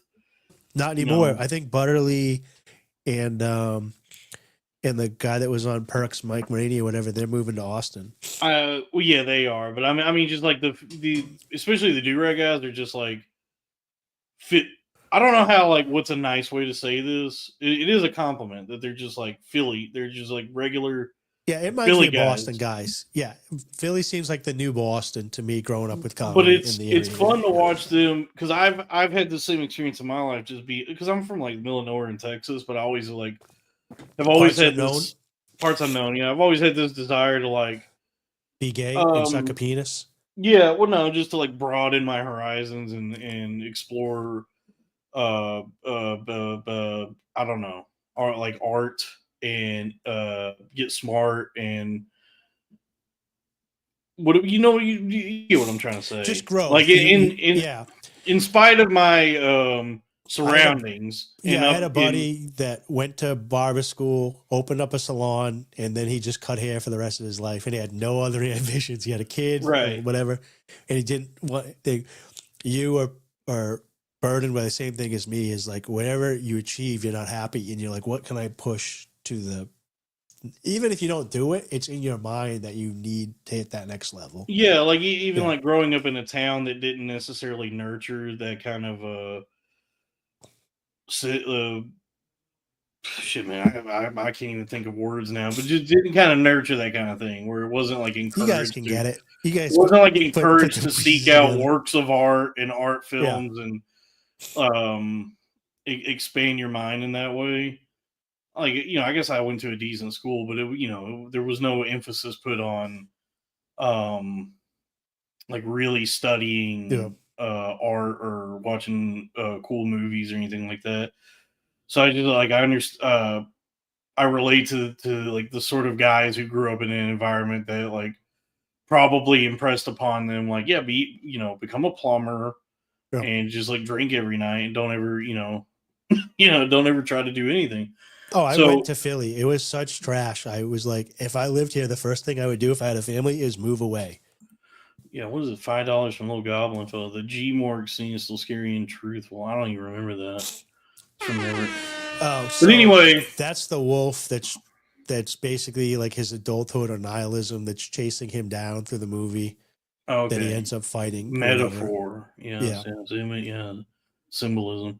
You'd So like to anyway, fully I watch saw it. It's a good I little saw story. that Rob Cruz posted that he was watching 2001 for the first time. A Space Odyssey. Yeah, and he had the same experience that I did when I first watched it, where you go, because it was filmed in like 1968. Yeah, and I remember when I first watched it, thinking, how was this made? it tortured me as a kid, by the way, because my name was Dave. But go on. Oh yeah, well, I just like he and I. It seems like he and I had the same experience I did, where you're watching it and you know it's made in '68, but you're just going, how? Yeah, Like this not only does this look good for 1968 and hold up really well, this looks good for now. It's lost technology. Yeah, like if you watch 2001, there might be things here and there that are like of it, that date it, where you go, we have better technology now where that could have been done better, maybe. But for the most part, like as a whole, the whole movie, you watch it and you go, yeah, I don't think anyone's come close to achieving this level of filmmaking. Yeah, it's like kind of like The Cube. They had very small set and they made it seem massive and they played with some stuff. I think how they did it is they're playing it's upright, but it makes you look like you're looking down at it. I don't know what he did. I'll tell you, like even from the beginning, I had a sketch. Oh, sorry. Go ahead. No, I was just gonna say, like, even from the beginning of the movie, like this is at the same time as like Planet of the Apes. So you remember what the apes looked like in Planet of the Apes? They look fucking stupid. Yeah. Well, the apes at the beginning of 2001 look really good. Yeah. It's like really I'll well have to done. rewatch it maybe if I. It's like the effect, the costumes for the apes, or however he created the apes at the beginning. A lot of FUBU. They were wearing FUBU and chains. A lot of FUBU jerseys and Timberlands. Yeah, they kept the tags on their baseball caps with a straight brim. Yeah, no. The apes at the beginning of the movie look really good. They don't look anything like the Planet of the Apes apes. They look more like actual apes. Yeah. And then like you have the that whole prologue with the apes where they discover the monolith and start to develop tools and kill each other. And there's that match cut where the the ape throws the bone in the air, and then that cuts to the spaceship. So it tells the story right there that that's when we started to evolve and then cut to space. And so now, like when you're in space, like the exterior shot of the spaceship looks amazing. Yep. And then when it cuts to the interior and it's the zero gravity like effects of what it looks like, it's like how's he doing this at night? Like how's he achieving this effect? It's like I was saying earlier with Seymour Hoffman. You do forget that you're like, oh, this is real. Like you almost forget that it's a set because you get lost in that movie. Yeah, and it's like what the sort of like filmmaking that he achieved, like whatever level he was operating on. The movie, it's not just a movie that you look at it and go, "This looks really good for 1968." It's like, oh, I don't think anybody can make a movie that looks this good now. I was saying this like a couple hours ago when we were talking about Never Ending Story. And it's similar to us listening to so much content and not hearing your own voice. When you don't have the tools and you have to figure out a way, it triggers your creativity. So I'm imagining he got the best of the best, his friends and special effects at the time. They're just sitting down in a room and they're just brainstorming for hours, like how we're going to do this. When nowadays they just go in and like, okay, this will be on a green screen and we'll put some dots on you and then the CGI guys will make some stuff in the background. Yeah. And then this is a good point. A lot of the lighting and stuff. This is a good point that Kubrick was a psycho. So like I don't think a studio would even allow anyone to make a movie like this now because he regularly, like his MO for making movies was to go way over time and way over budget. Like he was such a like perfectionist and such a like psychotic filmmaker that he would, he would blow through whatever the schedule was, and he would need more time to make the movie, and then he would just blow through all the money, and he would need more money, and then I guess like they, he had proven himself, I guess, to a point where I guess like studios would put up with it, like they would just allow him, they trusted his vision, but I don't think any studio would allow a filmmaker to operate that way now, the way he did. No, but it's also, it's back to just saying about like creativity or whatever. I'm trying to think of somebody in comedy. It's like, so comedy used to be like one-liners and jokes, and then eventually like somebody started telling stories. Yeah, and now somebody's doing was heckling, and they started doing crowd work. And now, like, everybody's like evolving. So now it's like, oh, when you go to a comedy show, people expect that there's going to be like crowd work, and then it's going to be a setup and a premise and a tag, and it's the rule of threes. And then very rarely you get somebody that like breaks that mold. The only person I can kind of think is Sean Patton. Kind of is very artistic and like he's still storytelling or whatever, but he's a little bit different and throws you for a loop. But like most people, the one that I watched recently, the one that I watched recently that I don't know if is ever going to catch on, with like the public at large. It may be like not even just ahead of its time, but just like too advanced. Was the Connor O'Malley special? That was like that to me, like when you talk about like somebody like innovating or evolving, like whatever it is they're doing. Dude, that whole hour I was on the edge of my seat. I was like, yo, I have never seen anyone do stand up this way.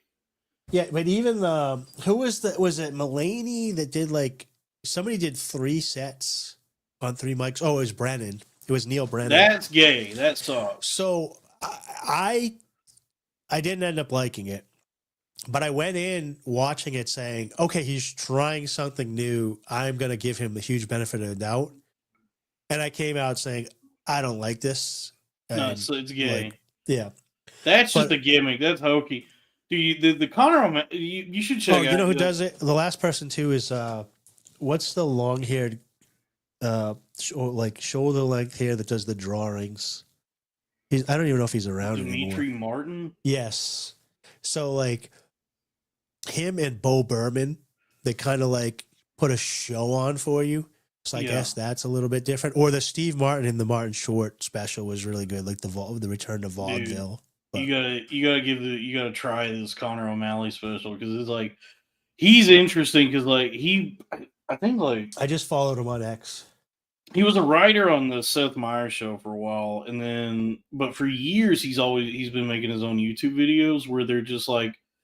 He does these like really chaotic, seemingly random, like frenetic videos that are very much like of the digital age. Like they're very like I don't even know how to describe them. It's just chaos and a lot of yelling, and he just seems crazy. But there's like this sinister undertone to everything he does. That's like this commentary on technology. And like the modern, I don't know how to describe this because he's so goofy that he like it's easy to just get to just focus on that, like how insane and goofy he is. But there's like this weird like sinister through line of everything he does that's like some sort of commentary on the way we interact with the world now, especially through technology and he, crypto even is like one of his themes. And so like he did this stand-up special called Stand-Up Solutions where he does the whole hour in character as like a character where he's like pitching this product called Stand-Up Solutions, which is a stand-up comedy AI. And I don't even know how to describe it. Like because like on the surface it looks like he's just screaming for an hour. Yeah, but it's like it's probably like the most like accurate and poignant commentary on that kind of that kind of guy now, and like the world we're like especially like Elon, as we see Elon walling out more, like that sort of like tech bro, AI, crypto enthusiast kind of person who's like pushing things onto people, like technological innovations that don't make any sense nor seem like they're going to make anything better for anybody. Yeah, you got to be careful. Like, I don't. It doesn't rub me the wrong way when he does that, like chainsaw type stuff that he did the other day. But the one thing that does concern me is the amount of people that are so dumb that they just slop that right up and they'll follow him to the slaughter. I don't get it. I don't know what happened where like the number of people who think that the number of people who think they're on the same side as the richest man on the planet that will like go to bat for Elon and are like devote, like they worship him like the fucking God Emperor. I don't get that. Like, I'm of the mind that anyone with less than $1 billion, like all of us have less than $1 billion, we're all on the same side, and then we should be we should like be very wary of anyone at that level of wealth and power and influence. Like I don't trust anyone with over $1 billion. I don't think they have. I don't think they're trying to do anything for my benefit or the benefit of the people. And I mostly see them. It would be extremely difficult to be running so many companies like that and make so much money while also being completely moral. Yeah. In the current system, within the current system that we have. I don't think he's like, operating in the interest of anyone but himself and his, like the people at his level of wealth. Like I actually wish that he was, because like if you ever read Ayn Rand, it's like when you act in your own best self-interest and then you work on the skill set that you're best at within a free market, when you're not taking advantage of people with guns, you actually, like us making content, if people like this and this is what we're gravitating towards, then this is what we should continue to do. The problem is, I actually think Trump and him want to be liked so much that there's people that are around them that can manipulate them to do stuff for them so that they are liked. He just seems like a nerd guy. The one that I'm more worried about is Zuckerberg. I think Zuckerberg is just a shape-shifting piece of shit. I don't know. Elon, Zuckerberg at least. I think works Elon's in the smart, shadows more, but not smart like emotionally, where can get taken advantage of. Yeah, I feel like Zuckerberg is at least more. He's more quiet, and he exists more in the shadows, where you don't really see that much of him. Elon is like trying to be like the star of the world. Like, that's what I'm saying. Like, it's so stupid. He looks like an ass. He's trying to feed his ego, and I think he's trying to be liked in a lot of ways. Yeah, and I didn't, I didn't want to dangerous because, like, a lot. One good thing about me, even though people don't like me, there's a lot of people that do, so it's becoming a bit. But like, because I'm not trying to be liked, I'm not easily manipulated in that manner, because I'm not going to do something to make somebody like me. Right. Where I think Elon will do something because he wants to be liked. I mean, I will try and keep the peace and stuff. Like, I was just on that podcast and I didn't really know Paul that well. And so as I'm getting to know him, I'm just giving him the benefit of the doubt. And like, we ended up getting along fine. So, I'm not saying like I'm a robot or whatever without feelings or emotions or whatever, that I separate myself. But I'm saying like, I'm not trying to get Paul to like me. I'm just trying to hang out with Paul and make the best of it so I don't ruin his show. And if I don't end up liking people, I wouldn't go back. Right. But I'm not going to be manipulated like Elon with that chainsaw or whatever. I mean, Milan kissed the wall. Elon's kissing the wall. the wall. You gotta watch out for the wall kissers, dude. The wall kissers, dude. They really get me. I try not to get into it here. I don't want to get your channel shut down or whatever. Everybody can follow me over. Everybody can follow me over on X. But like, we've had big events happen here to Americans in the United States. I didn't want to hurt your feelings, by the way, but yeah, I mean, Ayn Rand does kind of suck. Ayn Rand, for what she did at the time, was good. I'm not a huge fan of her philosophy or objectivism. She's not hurting my feelings. Yeah, there's things what she did at the time when she escaped Russia. First of all, I know her tribe, so don't try and convince me that I like her and her tribe. I'm more of I kind of like Rothbard. I kind of like Mises, but I don't really study any of these. I actually didn't mind the Fountainhead. The Fountainhead's good. I read Anthem, and I've listened to every Rush album, and I've played BioShock. So I would say, like, there's things that she's inspired that are good. Yeah. But there's a really bad 3-part series of Atlas Shrugged. Oh yeah. And it's kind of like a USA or Lifetime after school special type movie. It has everything it needs, but not enough. Like even some of the backgrounds are just green screen. She probably like suffered from being born too early, because like if she existed now, she wouldn't even have to like try and fit like wrap up any of her thoughts in like any sort of narrative structure. She could just be like one of those like Red Scare. She could just like do a shitty podcast and make like $300,000 a year talking about how the welfare state is bad and people should whatever her whole fucking thing is. I think that people that study philosophy take a stop at objectivism. And most people that go through it, it's like a stepping stone and they go past objectivism. I studied it a little bit just to see what all the hype was, and there was there used to be some pretty big objectivist communities within the libertarian movement, and if there is any left, I don't hang out in those circles anymore.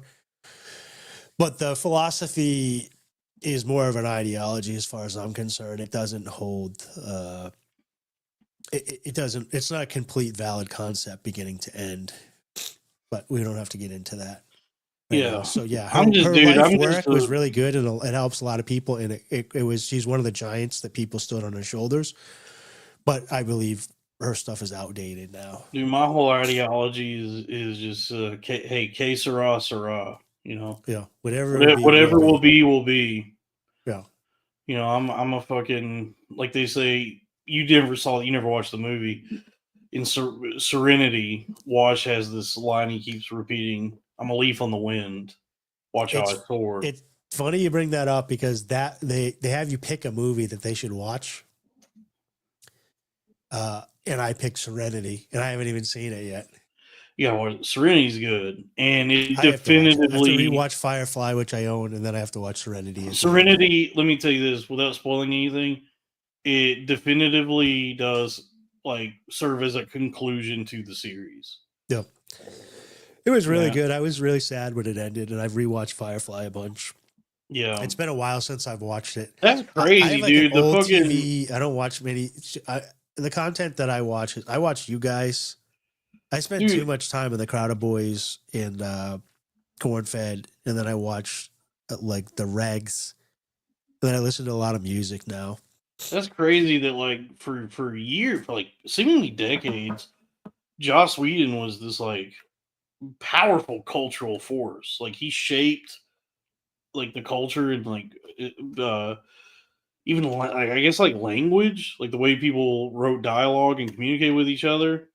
And he just disappeared. Like he got into some kind of fucking when the whole like Me Too movement, when those years when Joss Whedon, the guy who created Firefly. Oh yeah. Okay. Yeah, I was thinking of philosopher. Sorry, my mind. Joss Whedon has like a huge cultural footprint. Like there's a lot of the way that people started like writing dialogue. For some reason, I thought he was like a guy that debated Destiny. Dude, he's like proto proto Reddit. Like what would become like Reddit and internet speak and the way people talk to each other.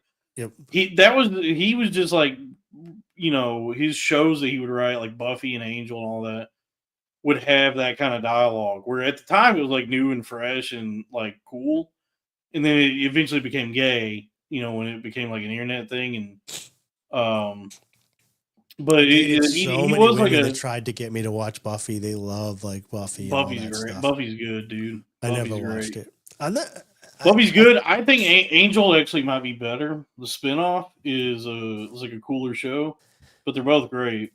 I have like literally a 20-year-old television, like one of the first flat screens ever made, like one of the micro flat screens, not the wide flat screens that I spent $60 on, and the sound goes out. It's got dust on it. I barely even watch TV. I keep it there because my living room is a gym. It's not I don't have a couch or a TV.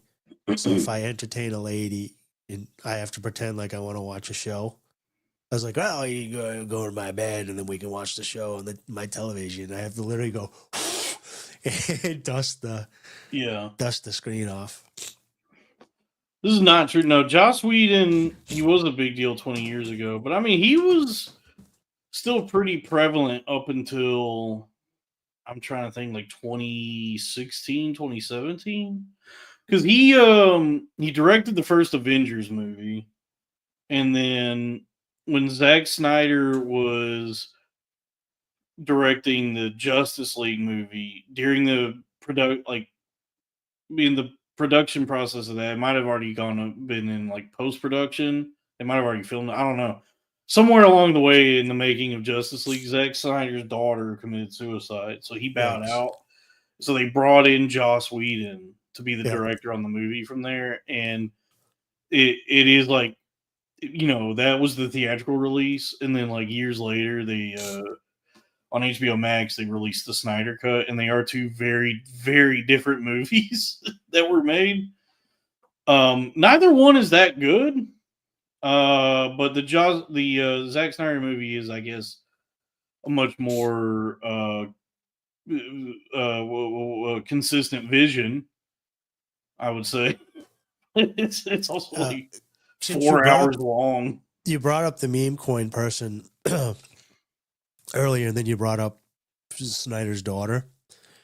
I thought I'd share this with the people just because everybody here, this might be helpful to some people in the chat, but like, obviously Dalton said earlier, don't ever unalive yourself. Mm-hmm. But I was sick this week, and I just had to keep telling myself, this too shall pass. But like, I was sick, like bedridden on Thursday, like just a fever, but I couldn't sleep because I was so hot, but I couldn't get anything to eat because I was so tired with such a fever. So I finally get up and I get something to drink, and I'm just tossing and turning, sweating in bed or whatever. And in that moment, you're like having a battle with demons. Yeah. And like these chemicals going, and you feel like this is going to be my life forever. It's never going to end. It's, forever. And there was part of me at that time, I was like, my life sucks. It's the worst. Everything's going bad. I should just kill myself. And these voices were like in my head. And I knew enough to not like listen to them. And then I finally fell asleep. I woke up on Friday. I had a decent day. I felt a little bit better. Then the fever started coming back on again. And I laid back down and I had the similar thing over again. And I had enough whereabouts to know that those are like just negative self-talk for yourself or whatever. But if you guys are struggling with everything or whatever in life, just remember, like, whether it's good or it's bad, it's going to sound kind of corny. Like, just remember, this too shall pass. So enjoy the good times. And if you're in a bad time, it's going to pass. So don't give up. Come hang out with us on Saturday nights, have some fun, listen to some content. It's going to be all right. Yeah. Yeah, it's content. It happens regularly. It's consistent. It's sometimes better than others, but it's I here. apologize for my tardiness today. I didn't realize that I signed up for a 4-hour show on CST time. Oh yeah, you did like a bunch of podcasting before this. Yeah, I did 2 hours on Rumble with the other guys, and then literally hit end and then hit start and came in here. So I've been going since 8 p.m. Eastern Standard Time. Yeah, but I mean, I'm glad that I said yes. But this show is really structured, and for some reason, I thought it was 7 p.m. Eastern Time. It was Central Time. So I cut it a lot closer than I thought I was going to. And then I was like, Dalton can vamp for a couple of minutes. He deals with Sal all the time, so I can be 3 minutes late. Yeah, it was all good. Can I say, how do I say this? So Sal and me have just been talking a little bit.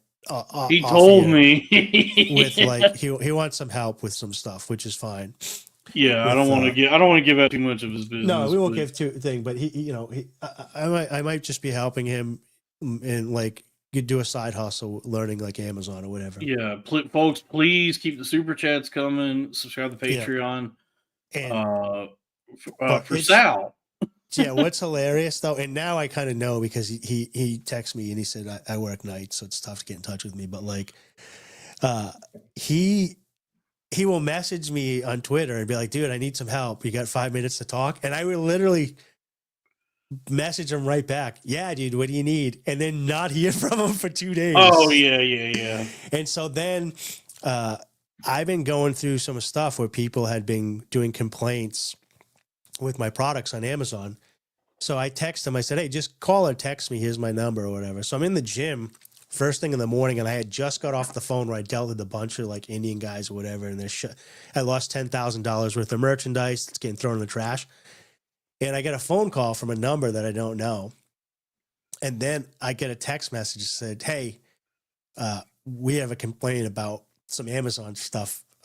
Get in touch with us immediately. And then it says, it's important, people died.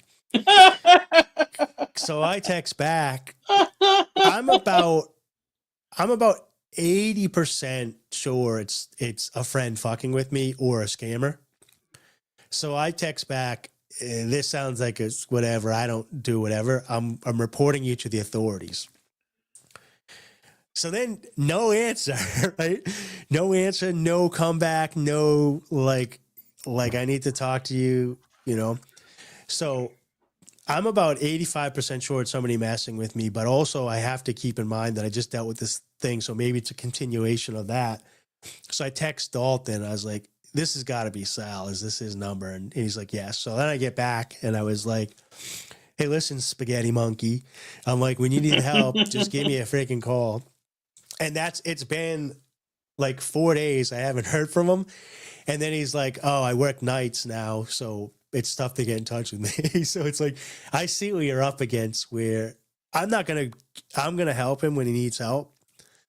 But I can't imagine trying to schedule a show when he like just disappears for 4 days. I've been after he's like, hey, do you have 5 minutes to talk? And I was like, yeah, sure. And then just radio silence. Yeah, I've been friends with Sal for probably like over a decade. And like, you know, like in that time, we dipped in and out of each other's lives. Like I went and, you know, did my own thing and he was starting a family or whatever. But then like we came together and started this show. So like, I'm not going to, like, I'm fine with like whatever is going on with him. Like I'm flexible and I'm not going to, I get like any frustrations I seem to have toward him really only happen in the moment, but I'm never really upset with anything he does. Cause it's like, you know, yeah, I don't want podcasting, like whatever it is I'm doing here to feel like too serious or too much like work where it's like a, you know, it should be just like a fun, light, easy affair for everyone involved. And the show is better when it's that. Yeah. But yeah, apparently like his like actual life right now is just like I'll get snippets of the truth here and there, and it seems like it's just constant turmoil. Yeah, I get that. It seems like I had a best friend growing up. We'll just call him Beep. That was his nickname. And he would just like he was the hardest guy to get in touch with. And we would when we hung out, we were best as friends. We'd hang out for days, and then he would just disappear without any rhyme or reason. And then he just like, then we'd get back in each other's life, and then he moved away. And then randomly he said, "Hey, we're going on a fishing trip." This is like 2012. We're at a wedding. We ran into him. He's like, "You want to come?" I was like, "Yeah." So I drove 5 hours up into upper state New York, and then it didn't hit me until I was about 4.5 hours. I'm like, oh, he might not even be here. That's the type of guy he is. And so I got there, and he was there, and we reconnected. The following year, he's like, "Hey, we're going to do it again, but we're going to do it in Montauk." So I was like, "Okay, yeah, I drive." And then I got to Montauk, and his cousin was like, "Yeah, he's not coming this year." So I just hung out with him and his cousins.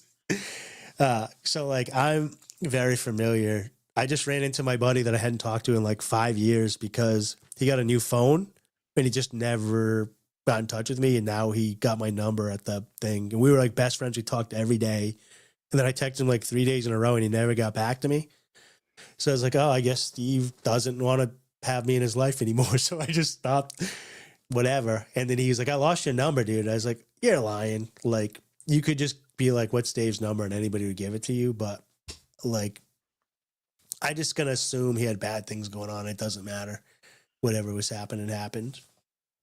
Yeah, the chat is talking about how a lot of people seem to not enjoy most podcasts now. But they like these, the Billionaire Podcast Network. Ching, bing, bing, bing, bing, did he fill it? Well, folks, the Severance podcast is good. If you have been keeping up with the show, the podcast with Ben Stiller and Adam Scott is really good, and you get to hear them do ad reads for State Farm. But it's also like a podcast where you get to hear Ben Stiller interview Christopher Walken, which is pretty cool. I don't listen to that many podcasts anymore. 8 Hours Sleep Music is good. I listen to 8 Hours Sleep Music. I listen to 432 Hertz, 8 Hours Sleep Music. 8 Hours Sleep Music is great. I listen to a little. This is what was driving me crazy. I went onto my phone when I was in that sick, like fever, whatever, and I got 432 Hertz, 8 hours of healing sleep music. And I put it on, and then I woke up, and I was like, "Dude, what am I doing? I turn this off. Like, I can't even get through sleeping without content." like I put it on because it does actually. It gives me wacky ass dreams. Yeah, that's cool. Does sometimes Dalton it hate is his if you fans? want the super whatever. So, no, I don't hate my fans. I don't know what this means. No, I don't hate. Do you really like Severance a lot? Yes. Yeah, you've been keeping up on it. I watch it every week. It's like he doesn't answer my phone calls anymore, but there's a comedian podcaster that's really into Severance right now. This guy thinks I hate him. No, he keeps like spamming me on Twitter asking for like crypto advice. I think it's like proven. Yeah, I think it's like proven that I'm not the guy to come to for any sort of financial advice. So I couldn't in good conscience tell you like anything about what you should or shouldn't do in the crypto space because I'm bad at it. So, I mean, that's, I just ignore it. Can I say I only have like 1,300 followers now? And you have what, 10K, 12K, 15K? I got like 10,000. Yeah. So you guys probably don't, maybe you do know this, maybe you don't. And it's not me like being like, oh, I got more followers than you, whatever. It's just giving you something that you might not know. Like when I hit level 70 in World of Warcraft, before I got there, I was asking all the 70s to help me. And they didn't realize that I didn't realize there was stuff to do in the game. But anyways, when I open my Twitter, there's so many notifications that you can't keep up on everything. Twitter sucks. So Elon, it's not like everybody hates you. Like you just can't get to everybody's. You would drive yourself crazy getting to everybody's comment and like seeing everything and whatever. So like, I will message and leave people voicemails and stuff, but like, so I can't imagine Dalton's dealing with 10 times that plus a lot of women on his. So he must have like girl brain and all this stuff messaging. So he's not mad at you. I don't get a lot of see your DMs. comments. I do get notifications throughout the day. I see them as they come through, and if it's something that I just like can't think of any way to interact with it, I just ignore it. But it doesn't mean I hate you. I just am not the guy to talk to about that. It's meant so. I've been sick, and like normally I put a dating app on, and I download it, and I get no responses. And then once in a while, I'm like, oh, I got a match, and it's a disgusting woman, like Or a pig just of like a a woman. Dominican man. You couldn't even get or a Dominican man or a trans that I accidentally swiped on, and then I look. But Dude, some of the trans will trick you. Some of the trans, you go, I wouldn't have known unless you told me. When you're swiping quick, but then when you finally like you match and you look back. But I actually got like recently because it's winter, so everybody up here is like cooped up. So I think like it's the end of the thing. I got like probably like 10 or 12 matches in Bumble. And then I had my Twitter and I had all this stuff, and I'm sick. And I had to put it on pause because I'm like, oh, like these people want to talk and make plans and all this stuff. And it's like, I can't imagine being a woman where you just have like tens of thousands of people like, fuck me, let me see your tits, sell me your panties, like blah, blah, blah all day. It just must be absolutely exhausting. I don't know how they would even sort through, because I'm trying to go through these photos of these women and give them the benefit of the doubt and be like, okay, I don't think you're the best looking, but I'm not one to be the best looking. So like, I'm going to see what your personality is like, but how do you even make time for 10 people to try to get to know them? And then you'll be messaging back and forth, and then one person will just disappear. So you're like, oh, well, that was a waste of time. They're not responding now. So I can see why people just hate like dating apps. Dude, I had like kind of. I'm going to send you one, the cutest one though. You'll like this one, girl. Doll. I'm going to send it to you. Okay. I had kind of like a very sad revelation today. Like something I realized just thinking back over the years, that like whether it's online or going to a public set like a bar or a coffee shop, a gym, wherever, that like, you know, women will get themselves dolled up, make themselves sexy, almost like in a performative way. And we always say it's like, oh, they do that to get attention. It's like, yes. Yeah. But I realized something today. It's not to get that.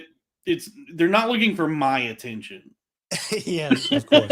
You know what I mean? Yeah. Like, like anytime they want the good, they're trying to attract the Chad, and if you're not Chad and you come up to them, and then they're afraid that a handsome guy is going to see them talking to you, it's going to ruin their chances in their girl brain.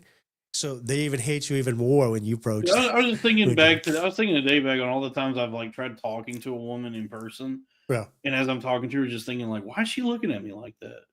Yeah. And just realizing she's completely fucking horrified that that she drew me in, that I was like drawn into her orbit, that I like walked up to her and even tried to initiate that conversation. Yeah. And that's life, dude. Everybody's picking on Robbie for dating female comedians or whatever, but like when you're in a scene, it's the best way to meet women because they actually get to see your personality and how you interact with other people, and you become attracted to them. Sure. So if you can get into like a group, like a church or like a sports team or like anything like that, where you get to be around people, you have a much better chance of landing a good looking woman than cold approaching her in the streets. Yeah. But unless you're extremely handsome, which I don't put myself in that category. But I mean, even like when I would go to like do a show or an open mic or whatever and have a really good set and everybody loves me, they were not, it was the women, like, you know, when I would try to talk to girls in those environments, they were not too thrilled to receive my attention in that way. Well, so people really hate on like the Andrew Tates of the world or whatever and the Rich Coopers. And I don't really think we should be like doing the game with people. But the average woman does need, like, they're looking for status. Yeah. So like you kind of look like, you know, you mean like Tim Dillon is getting lots of twinks because of his status, and you have like a Tim Dillon-ish to you. And I guess so. I mean, yeah, even like Shane, fat dude, and like that gross picture of and- Shane's new girl online or whatever. She looks really nice. She seems sweet. Maybe, you know, maybe it's a mess, whatever. I'm not going to be, as Robbie would say, parasocial or whatever. But like, he's proven that he can get resources. He's proven that some people like him, and he knows how to navigate the world, and women find that attractive. It's just different. So when we look at women one way and they look at us another. Like, I don't know why women are attracted to me. I used to try to be like manicured or whatever.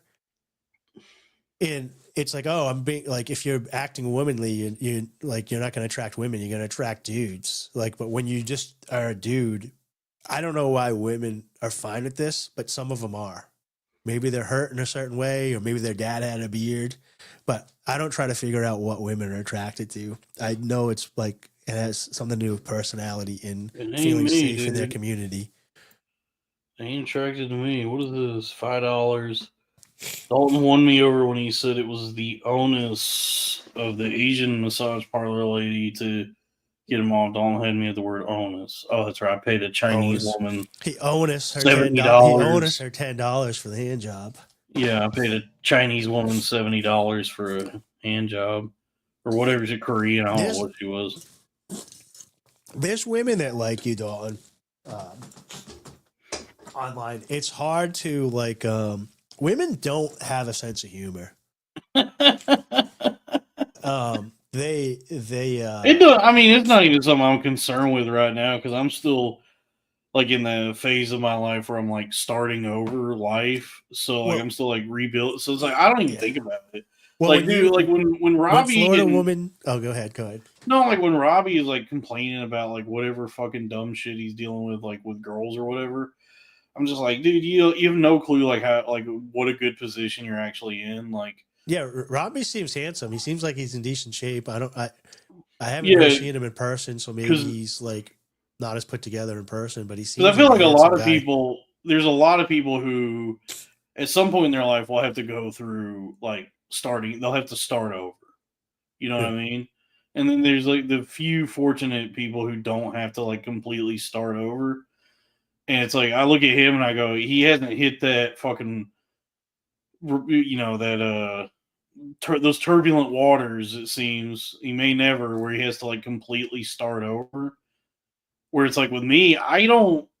You mean like he's gonna get his heart broken and he has to start over, or like he just goes through something big in his life? No, I'm talking about like getting your heart broken is whatever. That's just part of life. No matter what. Yeah, but that changes you when you're young. Like, sure, think of all but the I'm talking stuff about you did like with your first breakup, and now you go through a breakup. It feels like nothing. I'm talking about life falling apart in a way where you truly are like, oh, I am beginning a new life. Like I am starting you're reborn, over. dude. You're the resurrection, dude. Yeah, so I'm not like I'm not even in a position Jesus. right now. You, me, and Kanye are basically Jesus and old dirty bastard, dude.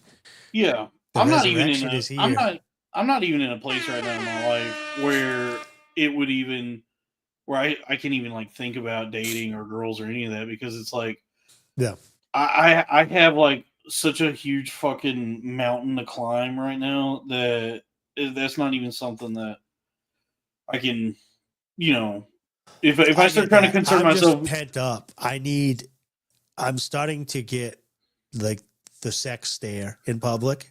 So I have evil within inside me, Dalton. I don't want to fornicate. I would love to meet my wife. I don't know if you checked your DMs, but that's one of the women that I met online. She's half my age, so that might be a problem for her in the long run. And she's a little bit overweight, but she seems sweet. Who is this? That's somebody that I met on Bumble. Oh, this that you sent me. Yeah. Oh, she's a cutie patootie. Panda Bear. I got kicked off of Pandatron. I got kicked off of Hinge and Tinder, so I have to use Bumble. Hinge was my go-to. $5. But I've never met any really super high quality. I met one really high quality woman, which I would consider high quality, and then, but obviously she wasn't because she let her friends control her so much. Robbie said he wants to join. if you want, if you didn't see it in the chat. Yeah, I'll post the link in the chat. Robbie seems to have a lisp when he's not talking in the skibbity toilet Sam voice. Are you sure he's not a queer? It's not a problem if he is. I think he is kind of gay. Yeah. The Lord tonight has set you free. Yes, sir. Turn around and tell those people. Tell them, I'm not gay no more. I am delivered. That video is so fucking good. Oh, I want to hold on. I just remembered like something that we put a pin in earlier. Joss Whedon, rape. So Leviticus 16 through 18. One of the verses where Scripture talks about rape. And if any man's seed of copulation go out from him, then he shall wash all his flesh in water and be unclean until the even. And every garment and every skin whereon is the seed of copulation shall be washed with water and be clean until the even. The woman also with whom man shall lie with seed of copulation, they shall both bathe themselves in water and be unclean until the even. Amen. So I guess what that's saying is you should clean yourself up. Yeah. Go ahead and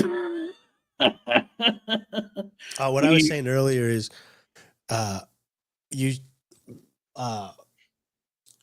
sent me that DM, the screenshot of when Florida woman said she pissed her pants. Yeah, her hair dryer or whatever blew up or something, and she pissed her pants. She was so scared, and Dalton responded, "He's trying to sell those panties. You trying to sell those pants?" So like, it's so over the top. It's obviously a joke. It's funny because it's like it's so blatantly like. It's the joke is he's hardcore simping and like over the top. Or is that, at least that's how I see it. I think it's hilarious. And a lot of people don't get that. Some people see those comments and think that you're really being a creep, and maybe you are, and I'm misreading or whatever. I find it funny. I don't think the female mind can comprehend that that's a joke. You know what I mean? Maybe she does because she's cool. Maybe we can ask her next Saturday. It's a joke, but also if she did like post a picture, it's like the Eminem thing. I didn't know you're gonna say it or not. I just put it out there. But it's a joke. But if you will something, then it's not a joke. Yeah, like if she posted a picture of just like soaked pants, like piss soaked pants, and was like, yeah, $100, I'd be like, well, hit me with the Cash App, and go ahead. I don't get that. I mean, you guys tried to explain it to me before, where it's like, is this Drew Huntley? This is Drew. Oh, we're here. Shout out Drew Huntley. Hey, on, boss. Hey, woo! Oh, what's up? There's another Drew. We're building boats, dude. You're building a boat? What's up, dude? What's up?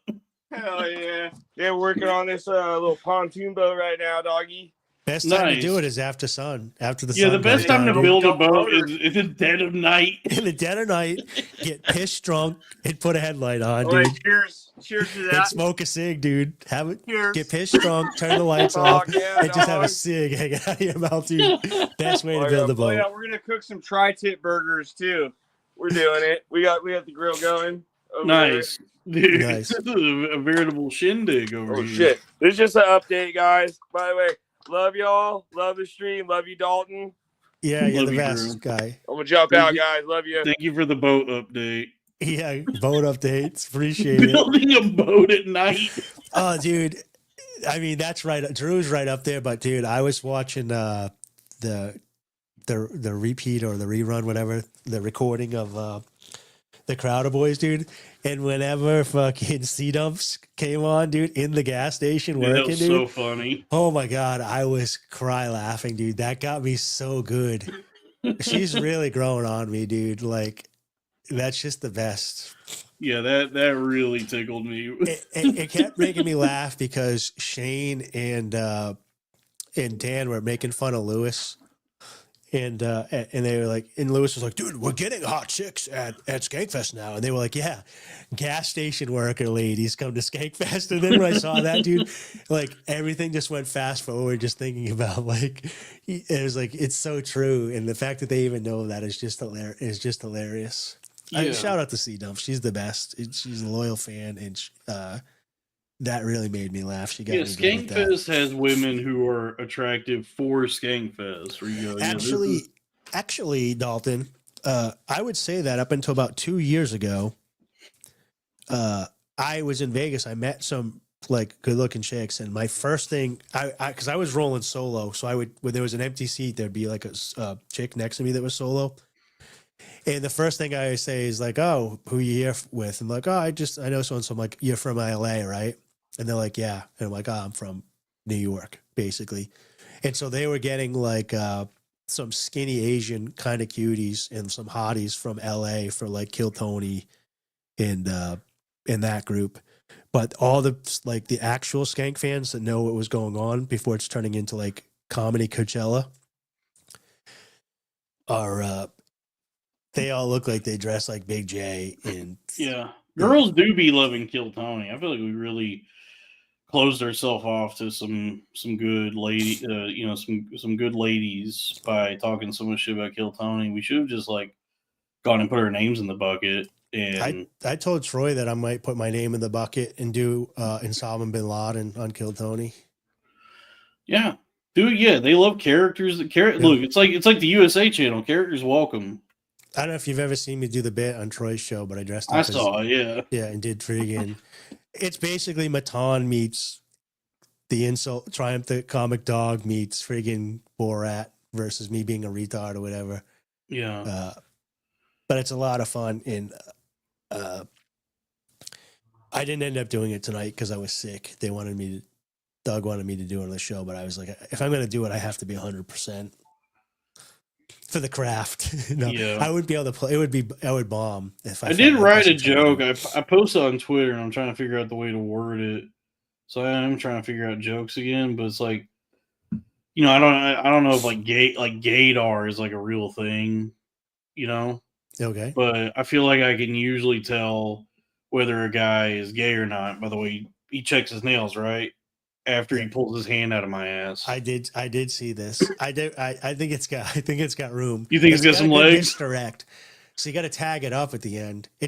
You got to clean the front up, and then the misdirect's good with your timing. And then what are your tags going to be? I don't know.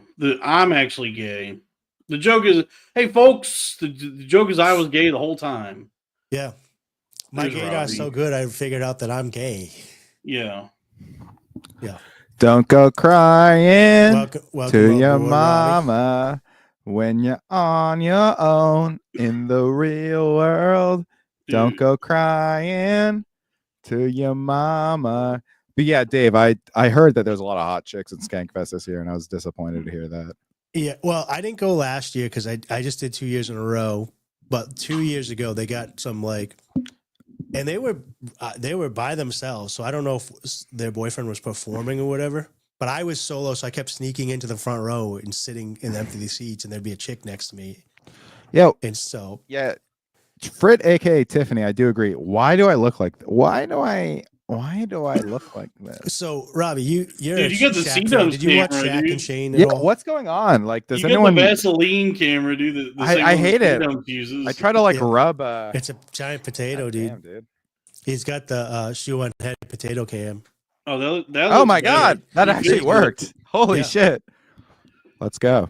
Yeah, back. Handsome Robbie's back. We were just talking. We must have said your name 3 times. We were just talking.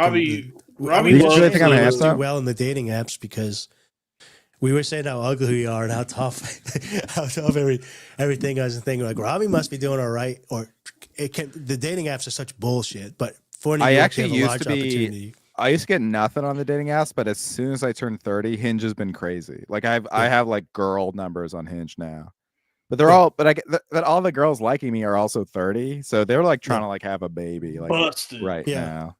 Yeah, and that's scary. No, they're hot. They're hot. New York 30-year-olds. They're trying to get you to. They're trying to like trap you. That scares me. Yeah, I don't think so. You want a raw dog and bust. Or maybe you don't want a raw dog and bust. Who does it? But New York City. Who? Dave Wright? Who doesn't? Come on. Who doesn't want a raw dog and bust? Maybe it's like I'm the best. just an old head, but like, don't say that that's failing on my part. Everyone wants a use raw dog and condoms, how bust. they- Dude, hitting People don't still raw use dogging and condoms. busting No. feels awesome. Look, the Yeah. chicks in Brooklyn, They have IUD. IUDs and they're like busting me, right? yeah, you're allowed to bust. Yeah. Unless you accidentally get them pregnant, even though they have an IUD, Yeah. in which case they don't let you bust in them anymore. And I know that from Oh. experience. Yeah. The Yeah, I guess funniest thing ever was friggin' I was like Elon Musk at one point. was Brendan Sagalow in Jordan Jensen having it out on the B and Ian podcast, Mm-hmm. where it got dropped that they had Ian, sex Ian. together, and I'm friggin' Ian. Sagalow lasted like 30 seconds and busted right inside her, and she's like, "I'm not on contraceptive, you asshole." You know And it what? came so Shout out quick. Sagalow, though, dude. That's awesome. Yeah, Yeah. I love that awesome. he keeps. He keeps He has a banging 4-inch everybody in the penis. universe, dude. In the skank universe. He satisfied Jess Feeney, which is crazy, with a Yeah. 4-inch penis. That's wild. He did Feeney. Good for him. I mean, Feehan. He did. He slept with Feehan. He slept with Jordan. He slept with whoever else. But those two big ones, everybody was like, Four's got I it had a going brief, on. I guess he's got the personality going for him. He just seems super confident, and girls really respond to that. He but has TV credits. he's probably got the motion of the ocean, not the. Honestly, What did Austin Powers' dad say? It's not the size of the car; it's how you use it. I saw him in Providence with Scott Chaplin opened in his show. This was probably a year and a half ago. The show was really good. He was confident on stage. His crowd work went into his jokes pretty good. He was leaning against the back wall like it was all Sag And- Daddy. And what was clever, he's in the front row and he's like, "Oh, you ladies on Hinge or whatever, you single?" And then he goes into a joke about it. But I was Mean like, to this guy's got a bit in his act figuring out if the chicks are singgle. It's like The one that Chat was on in the a 70s. turtle. On a turtle. Last date I went on, I think this girl might be someone I could date too. I put on Goldmember, and she's like, "This is one of my favorite movies ever." She told me, she was like, "This is the best Austin Powers." This is a comedian, Robbie. Yes, but All not right. stand up, improv. Like Oh, I said, God. even worse. No, like I said earlier. Okay, I that's knew the her in best place college, to and meet I had a women. crush on her in college, which is cool. Yeah, she gets to see Robbie's personality in the scene, and then We're going they out again get on to like Monday, each which is fun. Yeah. I'm other. excited. I don't know. Look, if anyone who agrees with me that Goldmember is the best Austin Powers film, I don't care about anything. Dude, I'm else. starting to That's- warm up to Pearl Davis. Like, she's like spiraling and Yeah, seemingly. I low key be loving Pearl. Dude, did you see what she posted an hour ago? It's like a pic. Dude, she's posted all her old content that's cringe and calling. By the way, it did you see cringe. in our Discord, someone out of like nowhere like made a poll like who's hotter, Maddie Smith or Pearl Davis? dude, Pearl Davis. he was all going day. hard for Pearl, but then Dude, like five. I'm Team Pearl, dude. So Pearl, He was the only one to vote for maybe Pearl. like 6 months ago, she had like all makeup on and she had like a dress, like a blue or green dress, and like she was on her new studio, or whatever. And I was like, Mhm. "What the fuck's going on? I need to get laid." Pearl's starting to look good. Dude, Pearl started looking like a dime piece. And Yeah, I was pro Pearl, but then she like a ton of ugly pictures came out of her, and I was like, Yeah. I guess I was wrong. they always do that to her. They take the worst. I met, right? But she Obviously, looked you good on guys- on like Pierce Morgan. I was like, Pearl be looking good. Yeah. Mother of Pearl. You probably know her better or whatever. But How I about met My Name Maddie is Pearl? Smith twice at Skankfest. I'm and just she trying was to be a so down worse to earth and person. friendly. Yeah, It was yeah. I'm attractive. just trying to be a I'm just trying to hate women, but as a woman. My name is Pearl. My name is Pearl. I'm just I trying don't to be see a her fucking spiraling, though. bitch. She's posting all her old stuff. Is that what you're calling spiraling? Well, there's also Pearl sweatshirt. I could say that too. Her most recent tweet says, "Women aren't nice to me because I call them whores and single mothers. They bully I me." mean, I think Pearl's kind of funny. Like She if is you take funny, her tweets but- seriously, then yeah, you're gonna hate her. That's what I was saying earlier. Women don't have a sense of humor. Dude. They're like, "Oh, I want a guy Dude. that's funny." Like, no, they no don't. wonder, They- no wonder they call you Dave Wright the Thinker. no, but they like. Dude, they look at don't Pearl. think they want a guy that's That's funny. a They child, Dalton. I know, but I'm not saying to be. No, it is a picture of her as Now- a kid. Does that look a lot like my ex's pictures as a kid? Yes. But, yeah, But She lives Yeah. on a farm. Her father is got money. They have a water slide at their house. Dude, my fucking phone keeps just pushing pictures of me and my ex together. Like, remember when you guys were happy? Like, shut the fuck up, iPhone. How do I stop that? But she's like 6'4", right? Who, Pearl? Yeah, with like heels on. She do be looking tall for a lady, and I also think Yeah. she like is a. All of her fans are black guys, and it also I was seems gonna like she's say, like a mud shark. Yeah, her first. I was gonna say that, but I thought Robbie was I gonna think get she mad. is. No, is that offensive? What do you call a girl? Yeah, who she's what you might call a coal burner, you know. Yeah, she's a real environmentalist. Well, it's Yeah. funny to attack. It's funny to attack Pearl from a misogynistic and racist point of view because she's like trying to like be in with that crowd. But here's the thing. She's dating British black guys, which aren't quite African Americans. That's true. British black guys are like, they're like, British rap is kind of corny. It's like a little too smart. They're like, hello, Gov. Yes.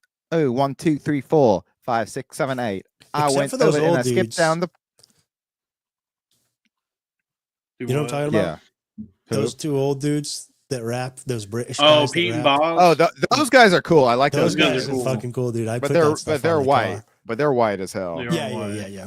American blacks are so much better than British blacks. I'll just put That's it like true. that. It's a American battle of the blacks blacks, did- everybody. I'm just saying, hip hop, film, like say what you will about black people, but they like punch way above their We weight in will. terms of like cultural Oh shit. yeah. NBA, football, sports in general, like running. Tiger Woods. By the way, do you see Trump? Tiger Woods came in. Like Trump awarded him something, and he came in, and it sounded exactly like Dave Chappelle's imitation of him in the racial draft sketch. He was like, "Thank you very much, Donald Trump," and I just want to say, "For shizzle," like it literally, like he sounded just like that talking to Trump. It was so funny. A black Bring me the guy once poison. told me that because Black everybody guy wants- once told me Oh, the black guy. world was gonna roll me. I ain't the sharpest honky, the shit. that he had to dress nice to make up for everybody looking down at him. So black people are good Yeah. at fashion and stuff because they work so hard. Yeah. Where a white Neil- guy can Neil- get by with less. They do be Yeah, good Neil, at fashion. Neil Brennan said that. I actually saw someone at a car wash like do this thing. It's in the Bay Area, which is you'd think would be like liberal. Like he was like talking to me, and then he got a call, and he was like, he literally did the voice like, "Ducky's Car Wash, how can I help you?" Like he like did the white voice too, because it was the business voice, and I was like, "Ooh, that's sad." Code, yeah, Like, code switching. Codes. yeah. But I get it, man. But that means he's a good employee. He's one of the good ones. He's one of the good He ones. wants to make this look. He wants to make Yeah. the sale. Yeah. Say what you will about capitalism, but that man is buying in. But All right, yeah, I'll do Skibbity Moral. Skibbity Mole. Skibbity Mole. Friggin' next Jalen Brunson. Cal Anthony Towns. Skibbity Mole. Are you happy, Ambrose Burnside? I have seen anytime I see the Skibbity toilet guy, Skibbity. it just looks exactly like Sam Morril. Like when you Yeah. guys did that bit of the Crowder Boys, it just stuck. It burnt my brain. That has Switched it. that has, it wasn't even on Crowder Boys. It was on a random Cornfed episode like Oh, hours was it? in. It was, Yeah. Oh yeah, Yeah. yeah. Sal was there. Yeah. That somehow has become maybe one of our most requested bits, which is very funny. Gibbity moral. It looks just Yeah. like him though. Like People tweet at he's me got all the time. dirty, like beard. You know what I mean? Like he works in the diamond district. Skibbity, Knicks, Skibbity Mole, Jalen Brunson, call Anthony Towns, Ben Stillwell, Skibbity Mole. I went to Madison Square Garden with the whistle. Oh, dude, that was hilarious. I forgot about that, dude. The Wizard. I've been loving doing Sam Morril being like, because I was in the Blake Griffin episode of We Might Be Drunk, and he was like, "Yeah, I pretty much know what it's like to be an NBA player because I was in the celebrity game," and I love being like, "Yeah, I did the celebrity game, so I'm pretty much exactly like you. Yeah, that's why I did the game at Madison Square Garden with the Wizard."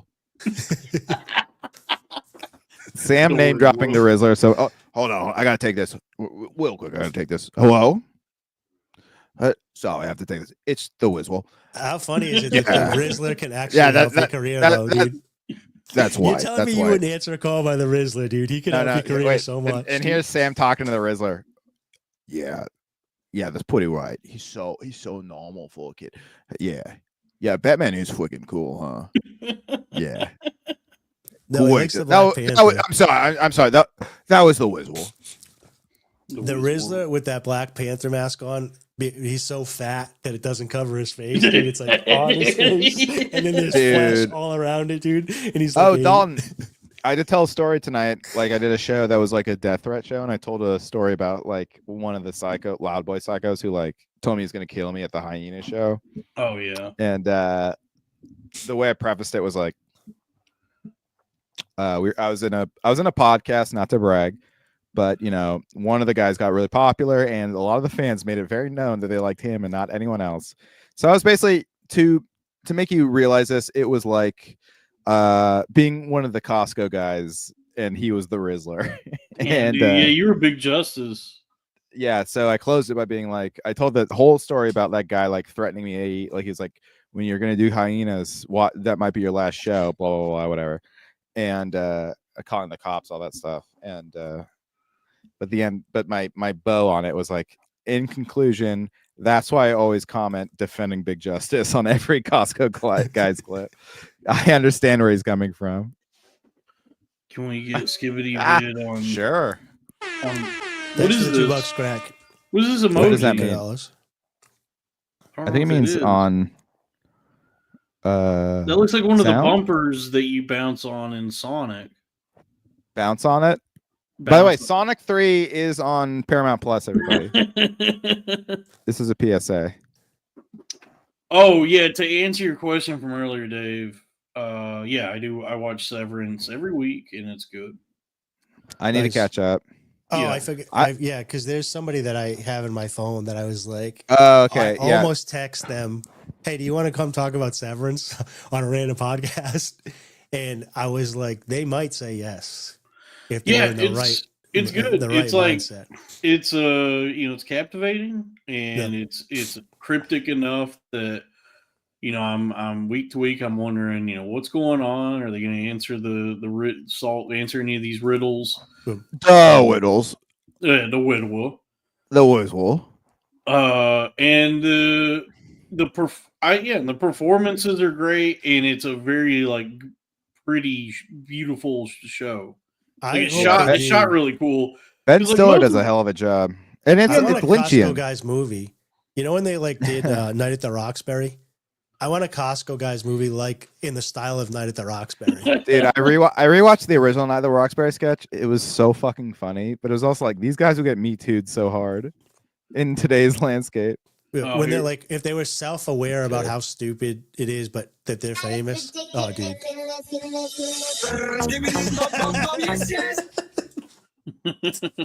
Dude, that is so him, dude. I can't see anything but Sam. Dun, dun, dun, dun, dun, dun. Oh, skibbity mo, baby. Oh, next, yeah. J1 Bunsen, call Anthony Towns. Skibbity mo, beep, skibbity mo, sitting next to Ben Stillwell. I'm with the Wizzle. Everybody was it. Did the Knicks. Friggin' Knicks. Not gonna win. Skibbity mo, we just watched the Cleveland Cavaliers, but we're gonna win. Skibbity mo, skibbity mo. Skibbity this is an emotional ride, dude. This video is really unsettling. I know, it's actually really. It's actually super this, dude. I would have nightmares just the face getting close up. I also haven't memorized. The toilet. I also can't do this on mute because I haven't. It's all I haven't memorized the Skibbity toilet video. This is a good. You should do a Steve-O type style thing at Kill Tony where you bring up Skibbity toilet on the screen behind you and do Sam Morril as your character. Yeah, I'm sure Tony would love that. I'm sure Tony would love to have me on. Yeah, it'd just be the Lewis straight up told me it was like the having the video screen behind you and Lewis. It was very funny. He's like, I'm not gonna lie, Ryan. I think you might have burned the bridge with Kill Tony. And I was like, yeah, yeah, you're right, Lewis. This is a good point that somebody makes about Severance. That in the show, that this multinational mega conglomerate evil corporation mega, yeah, that the severance procedure mega. And the severed workforce does seem to be causing much more problems for the company and probably cost them like more money and more.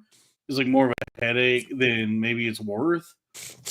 Because it seems like every all the issues that everyone's dealing with in the company, including it stems from the severed workers in the procedure itself. So it seems like it's not going well, just as like a for the company, like as a business decision.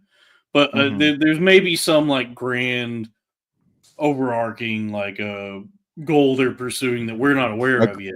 A grand Budapest hotel. Yes, yeah. There's like the probably like the there's probably like what the company's actually trying to achieve we're not aware of yet. So it just looks like that's what's awesome about it. Yeah, so like I love that so far, I love the overarching mystery is so fun. Yeah, because so far, I have to have a good payoff for it. Like if it's another Lost, I'll be a little bummed. But so far, I'm really enjoying the ride. Yeah, I'm enjoying just like the mystery of it. It's also fun. That redhead is so fucking hot. She's so I'm hot, so dude. I'm so glad that I don't see Succession. I looked her up after you guys are talking about it. She's old. Hey right? Dave, I mean, shut I'm the old, fuck but, up! Like, Shut up! She's not old. Right now. You guys are horny. You guys are too horny, dude. I love a red. She is a hot redhead with bangs. That's all I want. All I want my entire life is a hot redhead with bangs. I'll be so happy.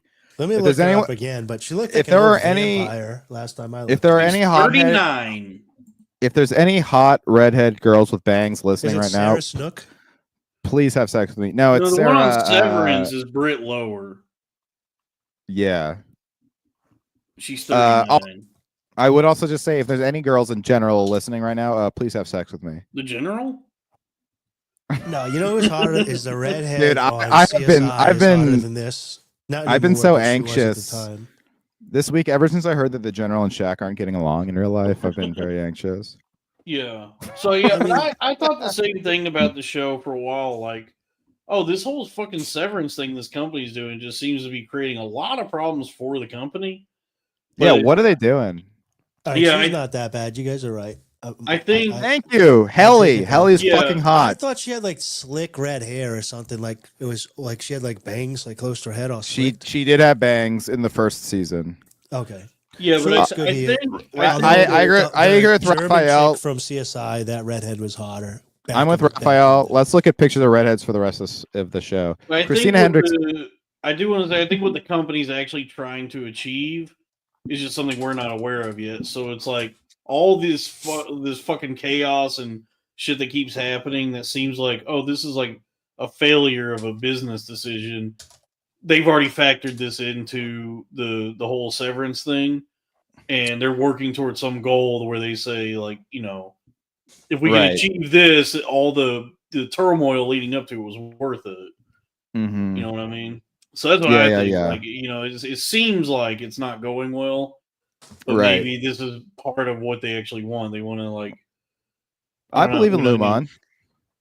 Yeah, I trust Lumon as a company. Like, come on. Lumon. Lumon. Yeah, Lumon. 5 Canadian equals 1 USD roll based. Oh, did the dollars sync up? The Canadian dollar and the US dollar sync up like girls on their periods.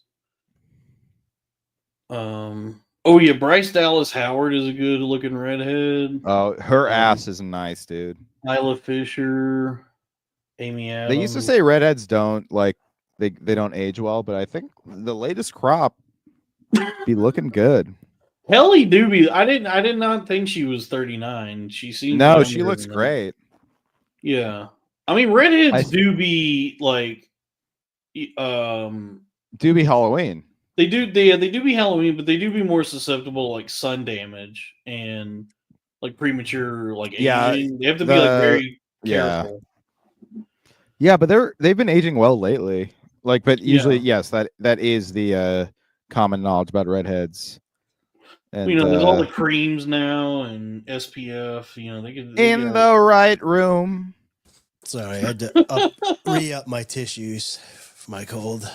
You have an issue? Grab a tissue.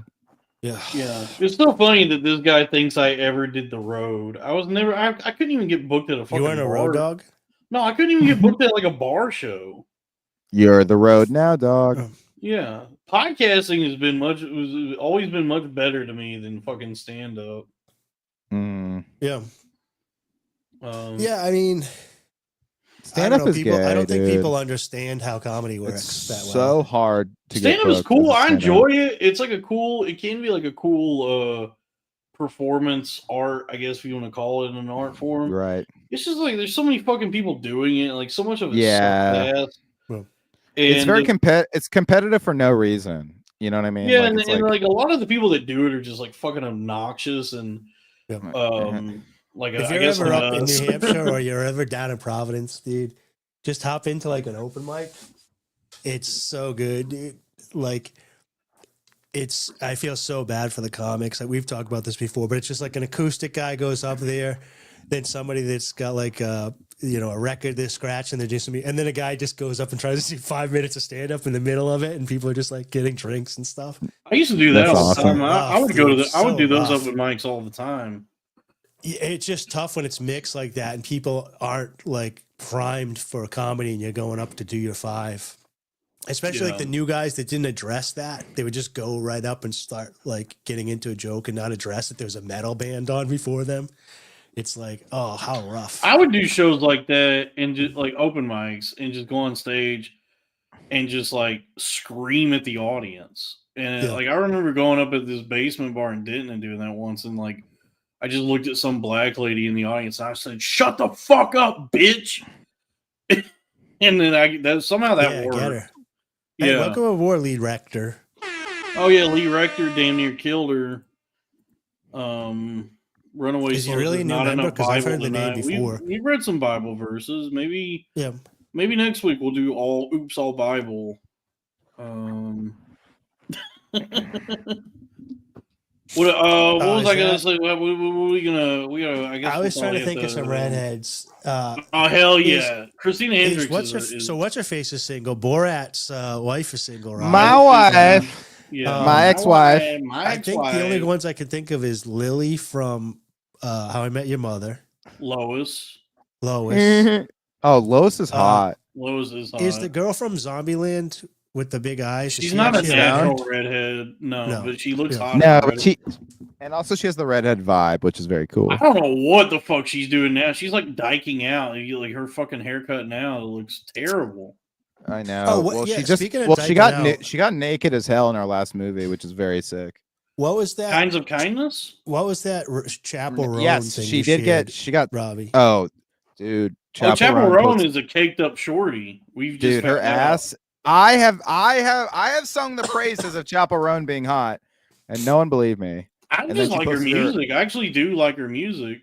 I do just too. wasn't sure what that picture was. Is she dyking out in that picture? Yeah, she's dyking out. Yeah, she's like a lesbian, but she's also she posts on Instagram like a gallery of her ass. And thank you, Chapel Roan. Ass gallery. Chappelle Roan. Chappelle Roan. Chappelle Roan. She rubs me the wrong way. I said that she looks like Sabrina Piper if she fell into the Joker vat. That's what she reminds me of. That's pretty funny.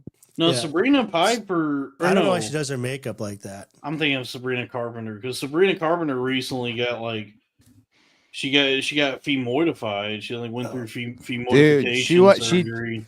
She got femoidified like crazy. Yeah, because like when she posted that picture of her with black hair, I was like, oh, turn her back, change her back. She looks I like dark hair more than blondes.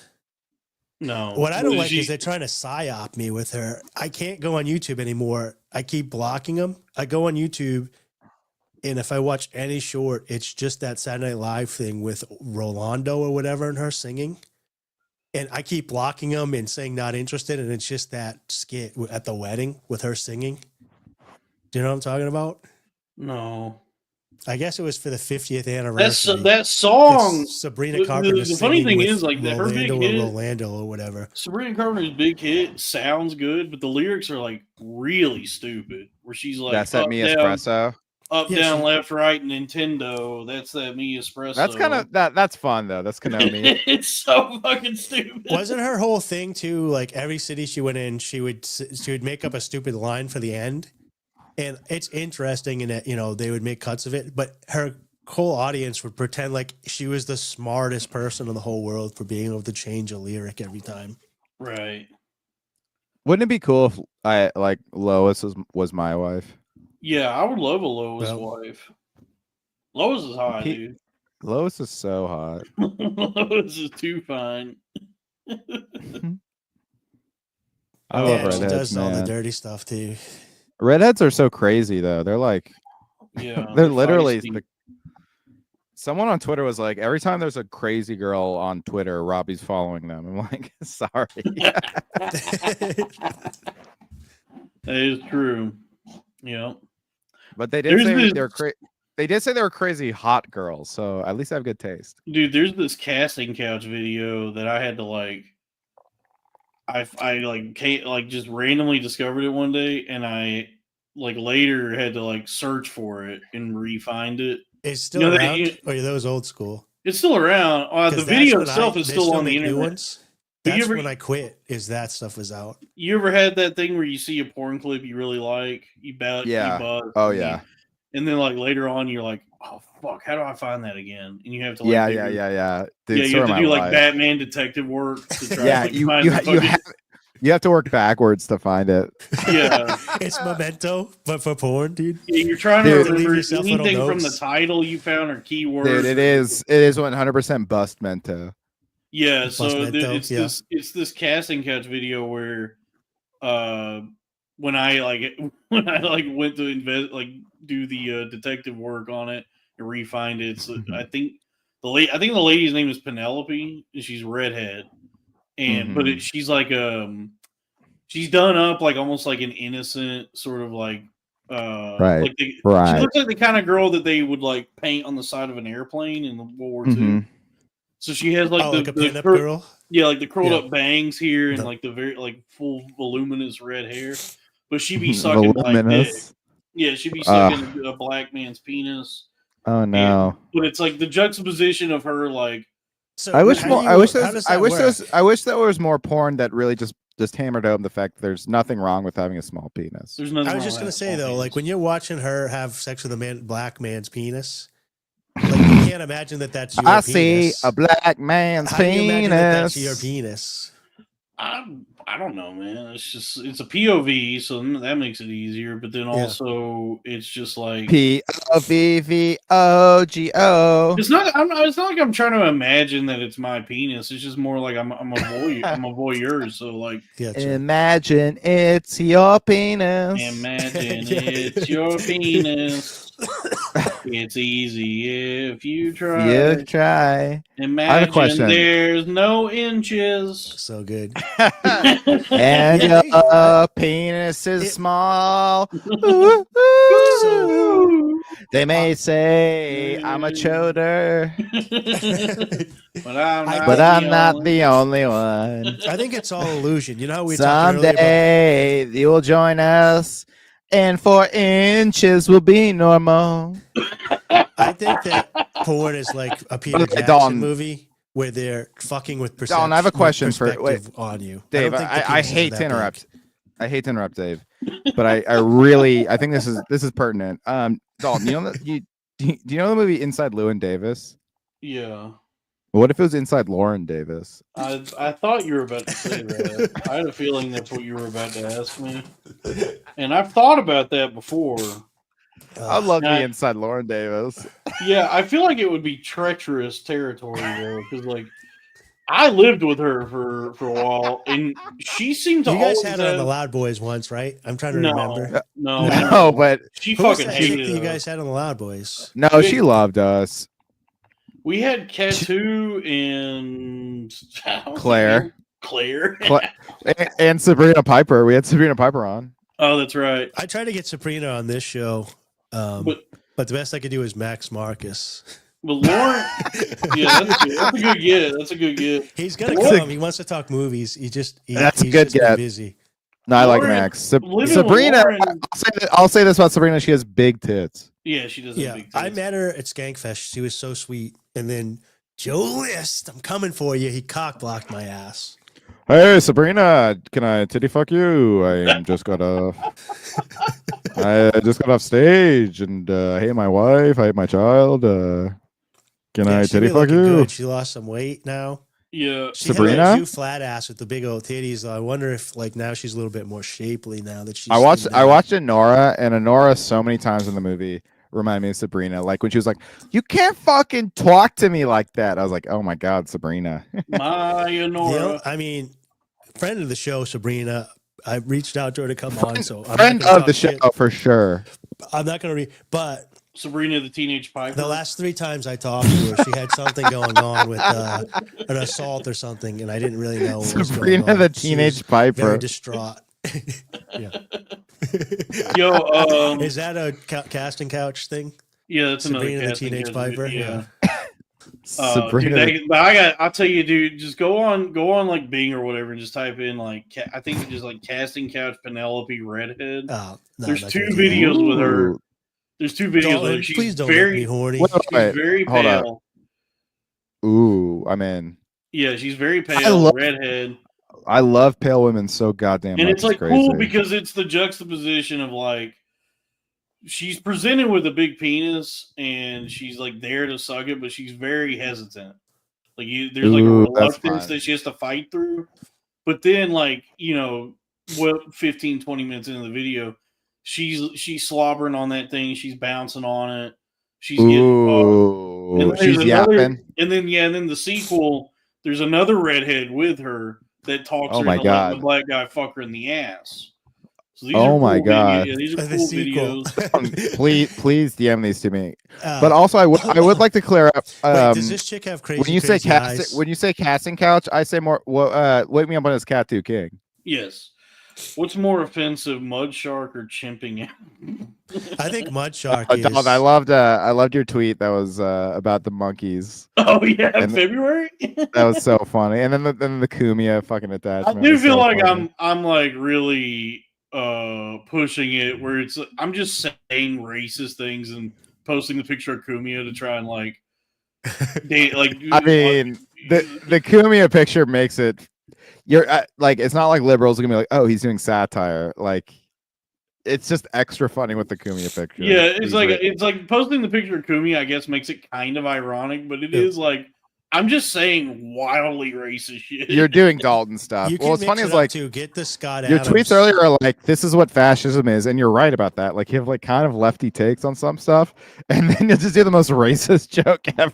It's like your Twitter is awesome. Yeah, well, it's like there's things I genuinely care about, and like I'll see things where I go, I guess, well, yeah, there's no reason for me to like speak sincerely on anything on Twitter, so I try to always just like at least make it kind of stupid Well, at some it's- point. Like I even think that the Kumia even that thing- tweet about that Hunter Schafer thing, where I'm like, I cap it off with like eggs are $8 a dozen, just to be like, Yeah, that was cool. No, I like that Yeah. though. because I just said, you know, I did a take that please no one where I was like, the fact that Hunter is crying about a misprint on her passport made me more sure than ever that she's a woman. that is funny. So, I mean, I yeah. don't know. I don't know what the actual. I don't really. I guess like I don't know what's going on. It does seem like a lot of like the. I think they seeming- just changed the protocol and they just like defaulted to at birth or whatever. I don't think they're trying to like fuck with her, but I think it's like the new Trump era is like very fuck your feelings, I guess. here's the thing, though. It's like they don't. But it's put, also my like license why- but doesn't that's like say why- gender on it. It says sex. But also like why? Like what's the point? Like people are like, If a, oh, if an in emergency case you go happens to and they the need to do something to you, they need to know how to save you properly. well, that's on them then.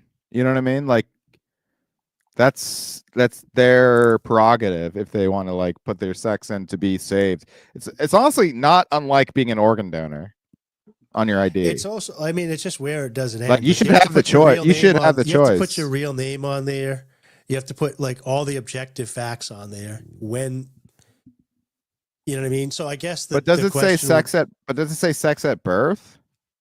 I don't know. You can't change just your says sex. You can sex. change your gender. I'll give you that, but you can't change your sex. If that's No, yeah, if but that's your I think it says chromosomal makeup. But it does say male or female. I'm like, Oh, if that's true, then that's true. But I feel like hey, my whole before I life I've forget, heard I owe Robbie an apology. what happened was that Trump did an executive order that there's only male and female. There's only two genders, which is fine with me.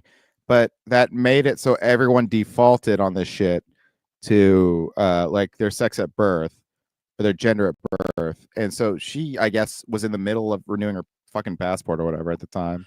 I feel like my whole life, I've heard like I would have sex with Hunter Schafer. That's all I want to say. That's a good problem to have. Like if your biggest problem is you're mad about what your ID has on it, you're not oppressed anymore. You're living a pretty good well, life. that's why I'm saying. That's why I think she's a lady, because only a woman would yeah, but my thing is just like it. You know, it starts there where it's easy to like distance yourself from it and be like, oh, this is like, you know, I can observe this from like my position and say like, you know, this is not that big a deal or whatever. But that's the thing. That's how they start like working their way in. Is they start with like people that are on the fringe or like minority groups, and then it, you know, inevitably like it eventually they come for all of us. Like if you have like some sort of like I guess like governmental body or group of people or whatever that want to. The Rizzler won't be able to put Rizzler on his ID exactly in the future. Yeah, you know what I mean. I mean like, that is the classic poem. Like they came for me and I didn't say anything because I wasn't a blank, right? Like as corny as it is, that's how that happened. Yeah, that's how they start. Like they start with like the other, so that like everyone. Like it starts with one thing. I don't know. The real question why. is, from a libertarian point of view, is why do you need a government issued ID to begin with? Because you need it to get into bars and to buy alcohol. Yeah, but that could be handled through individuals working together. Oh, well, Dave, we don't. Most people are not libertarian, and we don't live in a. Well, I'm just saying. I mean, if you really want to talk freedom, individual freedom, it should be. So, before I forget again, apologies to Robbie when the Top Lobster Robbie thing went down. I was trying to sort it out with that. You guys, I don't know if you remember this in DMs and being like it was parallel thinking about. I went back after I watched the episode. I didn't realize he literally screenshot your post and put it up there. Yeah, he like my profile picture is in his. Yeah, I was trying to like. Look, I gave most people the benefit of the doubt. I tweeted out like, how dumb are you that you took my exact fucking photo? Yeah. You didn't even screenshot the tweet on your own. You used my screenshot, and my fucking profile picture is in that screenshot. So it happens. I see it happen a lot with those guys. I will post something, and it won't get a like, a retweet, or whatever, and literally 5 minutes later, Toad will post the same exact thing that I posted with a couple things, and then it'll get like 10,000 likes. And I was like, okay. I mean, it's just Twitter. It's dumb, but it's also like, just retweet my thing. Look, I do. I'll give him credit. He is definitely one of the top lobsters. I'll give him that.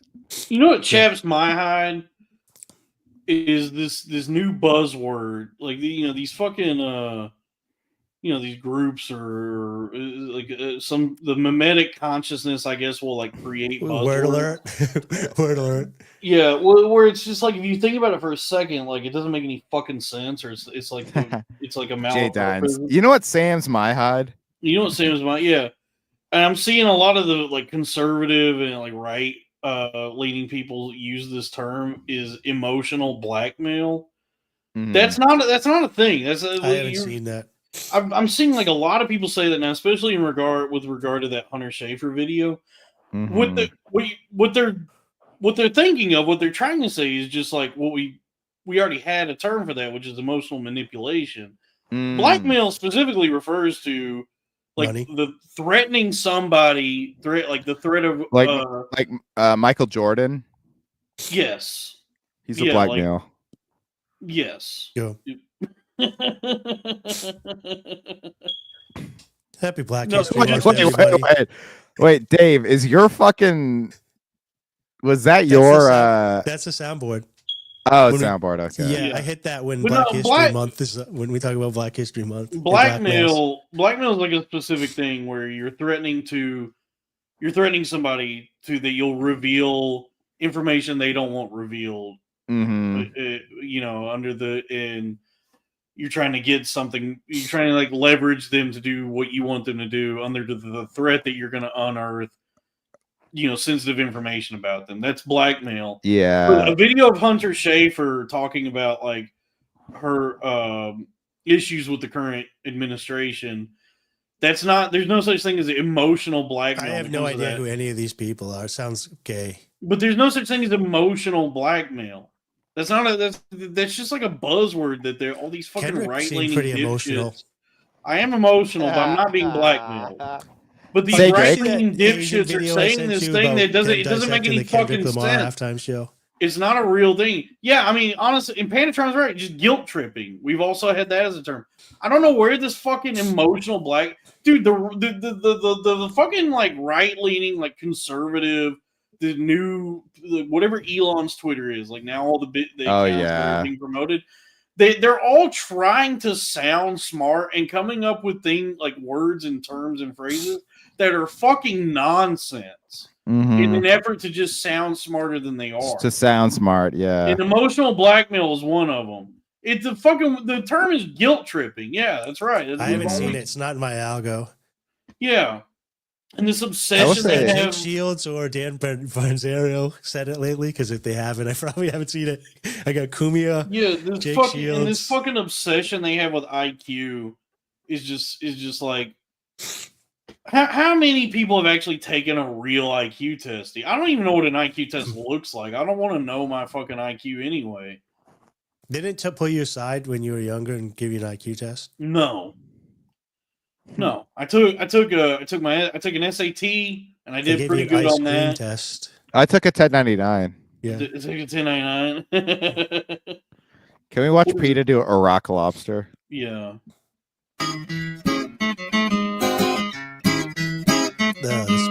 Death to America and butter sauce. Don't boil me. I'm still alive. Iraq lobster. Iraq lobster.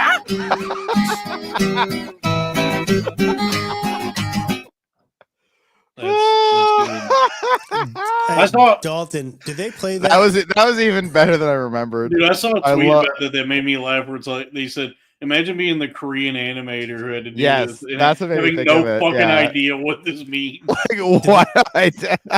Did they play that song out where you are in the Midwest? It's like if we made a foreigner like animate the Crowder Boys, like just near abuse.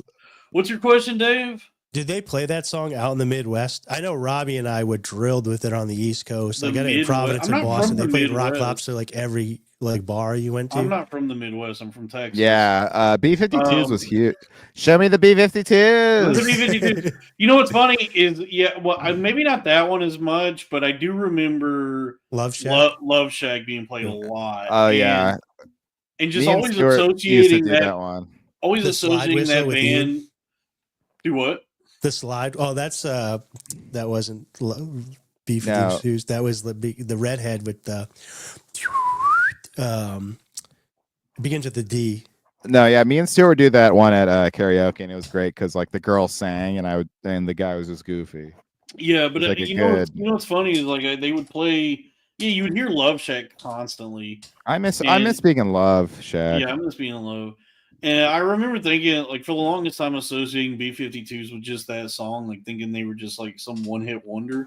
Yeah. Like, since then, have gone and listened to all of their albums. They Love Shack. Baby Love Shack. Love Shack. Baby Love Shack. Love Shack. Baby Love Shack. Come on, General. Come on, General. Thank you, Raphael. It's Delight. That's what I was thinking about with the slide and whistle. It's big as a whale, and I got it insured with the General. Do you see Shaq had Shane Gillis on his podcast? And you mentioned that earlier. Hold on, let me finish this thought. The B-52s are awesome. Their music is they're great.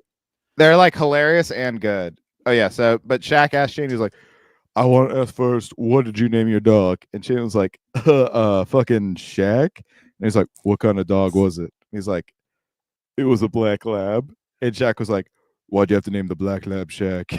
Like, it was a pretty good troll. Shaq has a Shaq's part. podcast. Yeah. It was like hosted by like a third guy. Oh, He has a podcast. I only watch clips. Yeah, watched a his couple clips of are clips. great. Yeah, I've I actually like only clips. also watched clips. Yeah, you so I guys- just watched do some you- clips of that do you ever show get on where they put him on the TikTok? spot.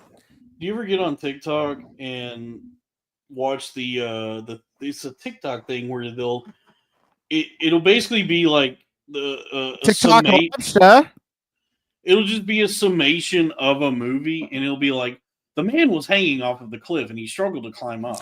Yeah, And- yeah, it's like an Indian guy Yeah, like and I'm like, narrating it.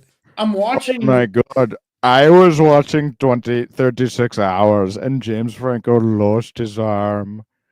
And he could not get up there. It took him so long. Yeah, Is that what it's like? yeah, it's like that. Oh, that was the other thing. So I did the double feature the other night because we've been talking about like Indian scammers. So I watched Con Air, which is, that's a great action movie. But then I Right, watched yeah. The Beekeeper with Jason Statham. Great Dude, film. That movie Is it? blew me away. It was very surprising. Fun. I I was Ryan really high Long- when I wanted to see I it, was and then high- Ryan I was Long high gave when it I a watched terrible it. review, and I walked away. and it has a really the problem with The Beekeeper is that the left and the right aren't the same. It's very much. Yeah, it No, has The a, the it Beekeeper has is a boys, fine. the really, boys cast led me astray. I haven't No, they're seen wrong. the movie. It's I a haven't great it's a great streamer for free. It's like I thought it would be shit, but I watched it and I was like I was pretty high. Yeah, it's I on didn't even smoke Amazon. weed that much, but I do remember he's like, I'm the beekeeper. He kept Yeah. saying like, "Why is he the beekeeper?" Though that's what Why Ryan is he kept the saying. beekeeper? Well- the funny thing is, I'll say that the funny thing about the name the Beekeeper, and he keeps saying like all these like Damon's right. I think I'm the beekeeper. yeah, where he's like sometimes you have to Thank you, smoke Damon, out in for the helping morning. me out with that impression. Well, the It's one funny of those. thing, It's a conspiracy thriller. It's awesome. it's an action conspiracy. Well, so first off, the funny thing about him being called the Beekeeper is like the movie does establish that there's like this elite squad or some like secret I don't know tier of operators that are like Right.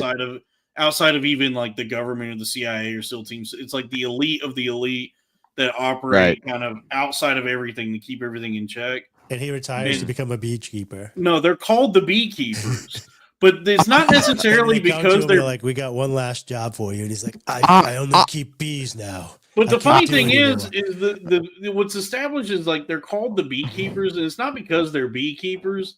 It's like a metaphor for like they protect the hive or whatever, but they're not like actual beekeepers. But Sam Jason Hive. Statham, his character has retired from being a beekeeper to become an actual beekeeper. Yeah, that's a So he's the only one of the Wow. beekeepers, as far as we're aware, That's an that is actual also a beekeeper. beekeeper. yeah. And You Yeah. just can't leave it behind. Yeah. yeah, but the Yeah, that sounds great. inciting. You guys are selling me on it. That's The I Well, here's what you like about it. I think I'm the beekeeper. This is what really Is he captured me. drunk now? This is what really captured me about the movie. I think I'm the beekeeper. I might get to finish this. You motherfuckers. Dude, Robbie Wow. is Schwarzening out right now, dude. Robbie's what's his face? Robin Williams, dude. He's in the stream of consciousness. Can you believe I'm a friggin' beekeeper? It's just me. It's me, the bees, and the friggin' whistle. So here's what's cool about the movie is that the inciting event that drives the plot forward, that like Incident. inciting it, is that Jason Statham is the beekeeper. He lives with an old lady on her property, and they're like they're good friends, and he's renting a space from her. And then one day she's on her computer and gets like this pop up that says like you've got something go wrong or whatever, and it tells you call this number to secure your accounts. And so she calls the number, and it's one of those like call center scam things that targets old people. So she calls this number and they yeah, that's right. I they forgot about string that. her along. He goes after the call center. He's like, yeah, so they string her gig. along and take all of her money, and so she kills herself because they empty out all of her accounts. Hey guys, Right. don't kill yourself if you get scammed by so Indians. that's what makes the movie good. Meme coins It's a great revenge film against like all of our grandmas have gotten scammed by the internet somehow. It's like a great revenge film. Yeah, like, it's like revenge for Granny. It's like exactly. Yeah. Because Yes, then that's when he's yeah. like, I have to protect the hive. I gotta smoke out the hives. I think I'm the beekeeper. Yeah, so he goes after the call center, and then where it like escalates from there, and as he like unravels the grand conspiracy of this like call center scam operation, it's just a really fun movie, and it escalates like so much in like a pretty quick runtime that it becomes like this even like more widespread conspiracy. I like Crank and Crank 2, so and those are over the top. So it doesn't seem like Beekeeper. Beekeeper is not.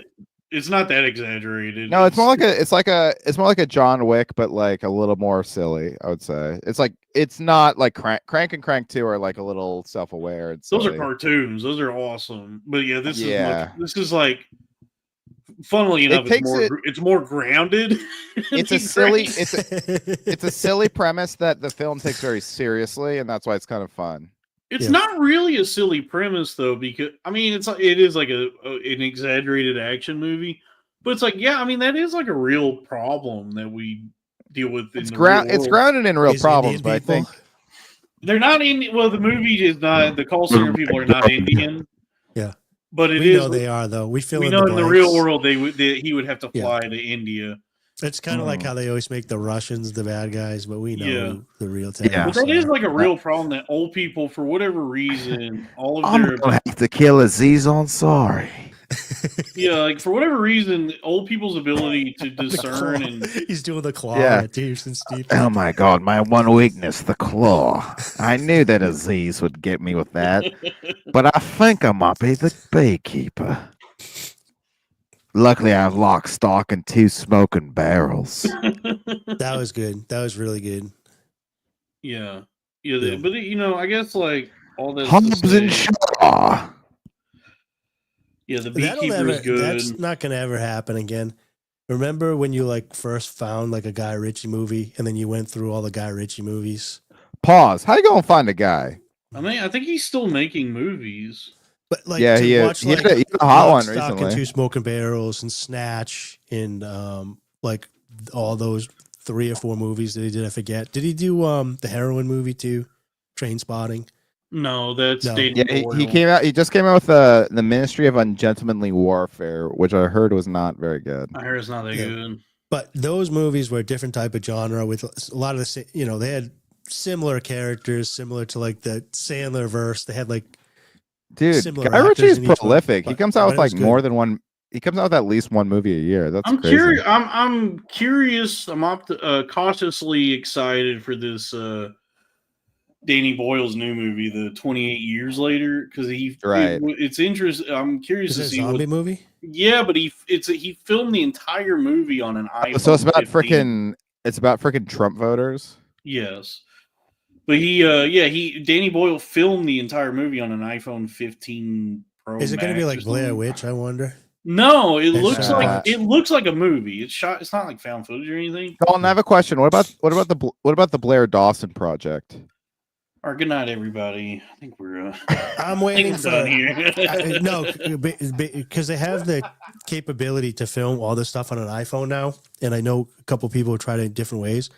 I would like to see like a modern, maybe they've already done this. I wasn't paying attention. Like a modern day Natural Born Killers, but with the iPhone and live streaming and stuff. Mm-hmm. Oh, like a movie that's filmed as like presented as like a live stream.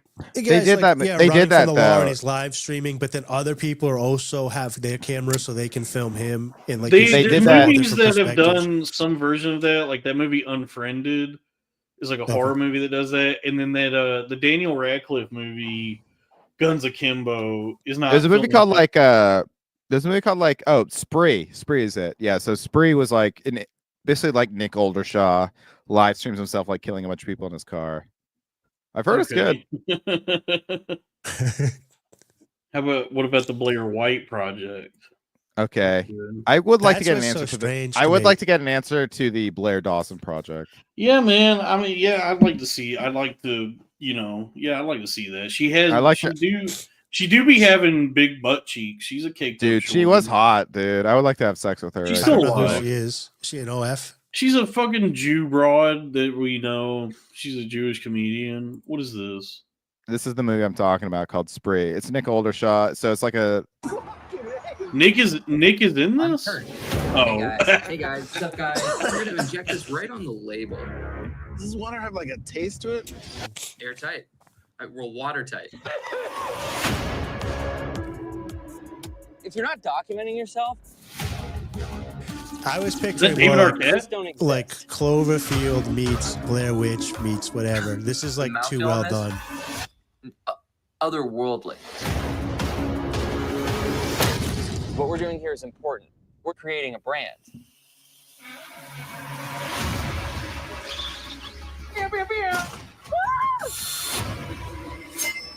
You're following me, you guys. Fuck yeah! Oh, I see. Oh, that guy's in it. He just took me out of it. The guy from SNL. Kyle Mooney. The fucking gun? You don't know what this job's like. You don't know. Fucking gun No. away. David Arquette. So she's the mayor. Yeah, that's pretty cool. Where are you going? I'm taking you home. This is not the way to my fucking house, Kurt. Oh no, not your home. My home. Oh, Spooky. Is this fish tank? Ah, Pretty much, dude. yeah. That honestly is less disturbing than Fish Tank. Yeah, fish tank is, dude. Fish tank is gross. I don't get the Oh, it's terrible.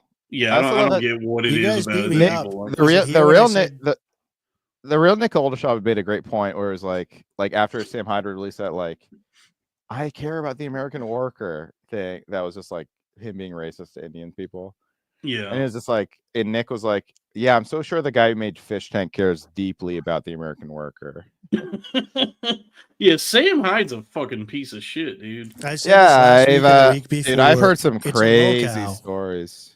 Yeah, you told me some of the stories, but I mean, I always thought he was just like a very mean spirited dickhead. And it's like, I mean, Me there's too. yeah, and a lot of those sketches made me laugh back in the day, but I Same. always got like a bad vibe from him. Like there's Mhm. definitely, dude. I mean, even that sketch he did, the mom sketch with the fucking 3 ladies they just found. That is Yeah. such a mean spirited thing. They Oh, did with everything that. he did was always. I used to see him at Mike's, and I told my friend Sam, who was like filming him, online boy. He was like, "Hey, that was my friend Sam Hyde, wasn't he great?" And I was like, at the time, I was like, "Hilarious, real dark energy." And I was like, "Damn, I nailed it!" After seeing one fucking set of his, like I knew he had like just a bad vibe. Yeah, yeah. He I don't know. Yeah, he seems like an evil, an evil man. Don, I could don't you like it, but I definitely shared think something it's with got the class. low cow to it. Yeah, that's Blair So Dawson. this is Blair Dawson. This is the Blair Dawson project. Dude, I like that. Yeah, she's a cutie. I like curly Now, hair. Dave, She's got wait until crazy you hear eyes, though. her I can speak. see it from here, though. You haven't heard her speak yet, so that's where it's gonna really drop off. for God you. damn, she's hot. She is hot though, and she's really downplaying how big her Oh butt no, cheeks this are. is not the Australian chick, is it? No, she's like a Jew broad from New York or something.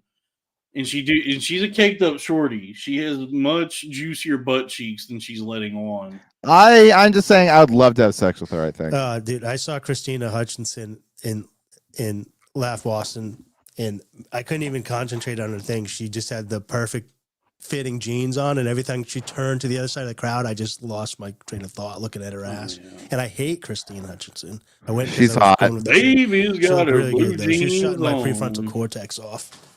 Corinne is also hot. I'm sad that she's running for mayor because she won't be posting any more thirst traps in the near future, which is unfortunate. I don't know. I didn't think Corinne was as hot as Christina in person. They're both hot. Dude, Mia always had some sneakily big titties. I like that big curly hair freak. I feel like there's some porn tapes of Christina Hutchinson out there. Robbie, do you remember Mia? She'd be having big titties. Mia Faith Hammond? Yeah. Yeah, I saw her at a party recently. Yeah, she always would like drape something over them, but every now and then she'd wear a dress where they really be popping, and you're like, "Damn, I didn't realize you had such a big rack."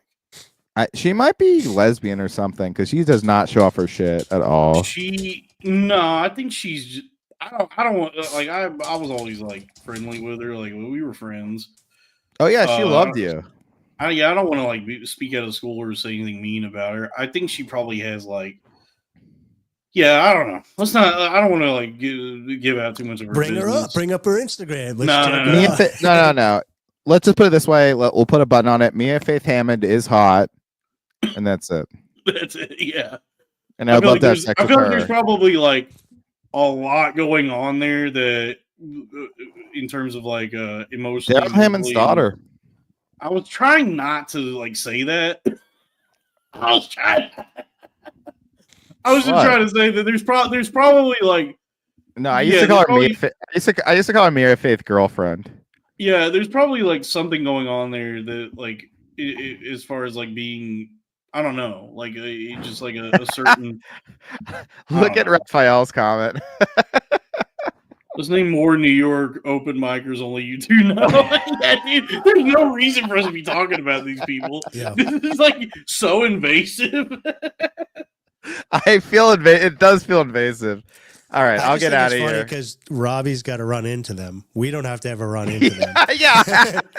So I love doing it and then thinking of Robbie having to like run, look at them eye to eye. Self-sabotage. All right, I'm gonna get out of here before I get even more trouble. Yeah, we should probably wrap this up. Folks, subscribe to the Patreon, patreon.com/cornfed with Dalton Pruitt. And I guess we'll say a quick prayer, but bow your heads. Father God, thank you once again for another beautiful day, for bringing us together and being able to rejoice in each other's company, and for such a blessed existence. You know, it would be tough sometimes, but we know that we always walk with you in the path of righteousness, and that good things, all good things come through you, God, and your Son, the sacrifice of your Son Jesus Christ on the cross. So thank you for all that, and it's in Jesus' name that we pray. Amen. Amen. Oh. No. We can't keep doing this. We can't keep having N-words in the video. That's not me. That's another white man saying true. It. It's a Mia. Oh, it's a Mia. I like it's a Mia, Mario. Yeah, she's fun. Yeah, she's always cool. She's very funny, and she's cute. She's a cutie. All right, good night, everybody. I'll see you. Good night, everybody. I'll see you tomorrow on Cornfed. Hopefully, Sal is back. Thanks for all the super chats. Thank you for the money. Please keep giving me money. Subscribe to the Patreon for this, and the Patreon for Crowder Boys. Patreon.com/CrowderBoys. And make sure when you sign up to go to the website and sign up. Don't use the app. Oh yeah, I guess you gotta do it through the App Store. Now, yeah. You want to get all the money wants to go straight to Patreon in them, so you can listen on the app, but sign up on the website. Okay. And that's that, folks. Be safe. I love you. Good night. Good night.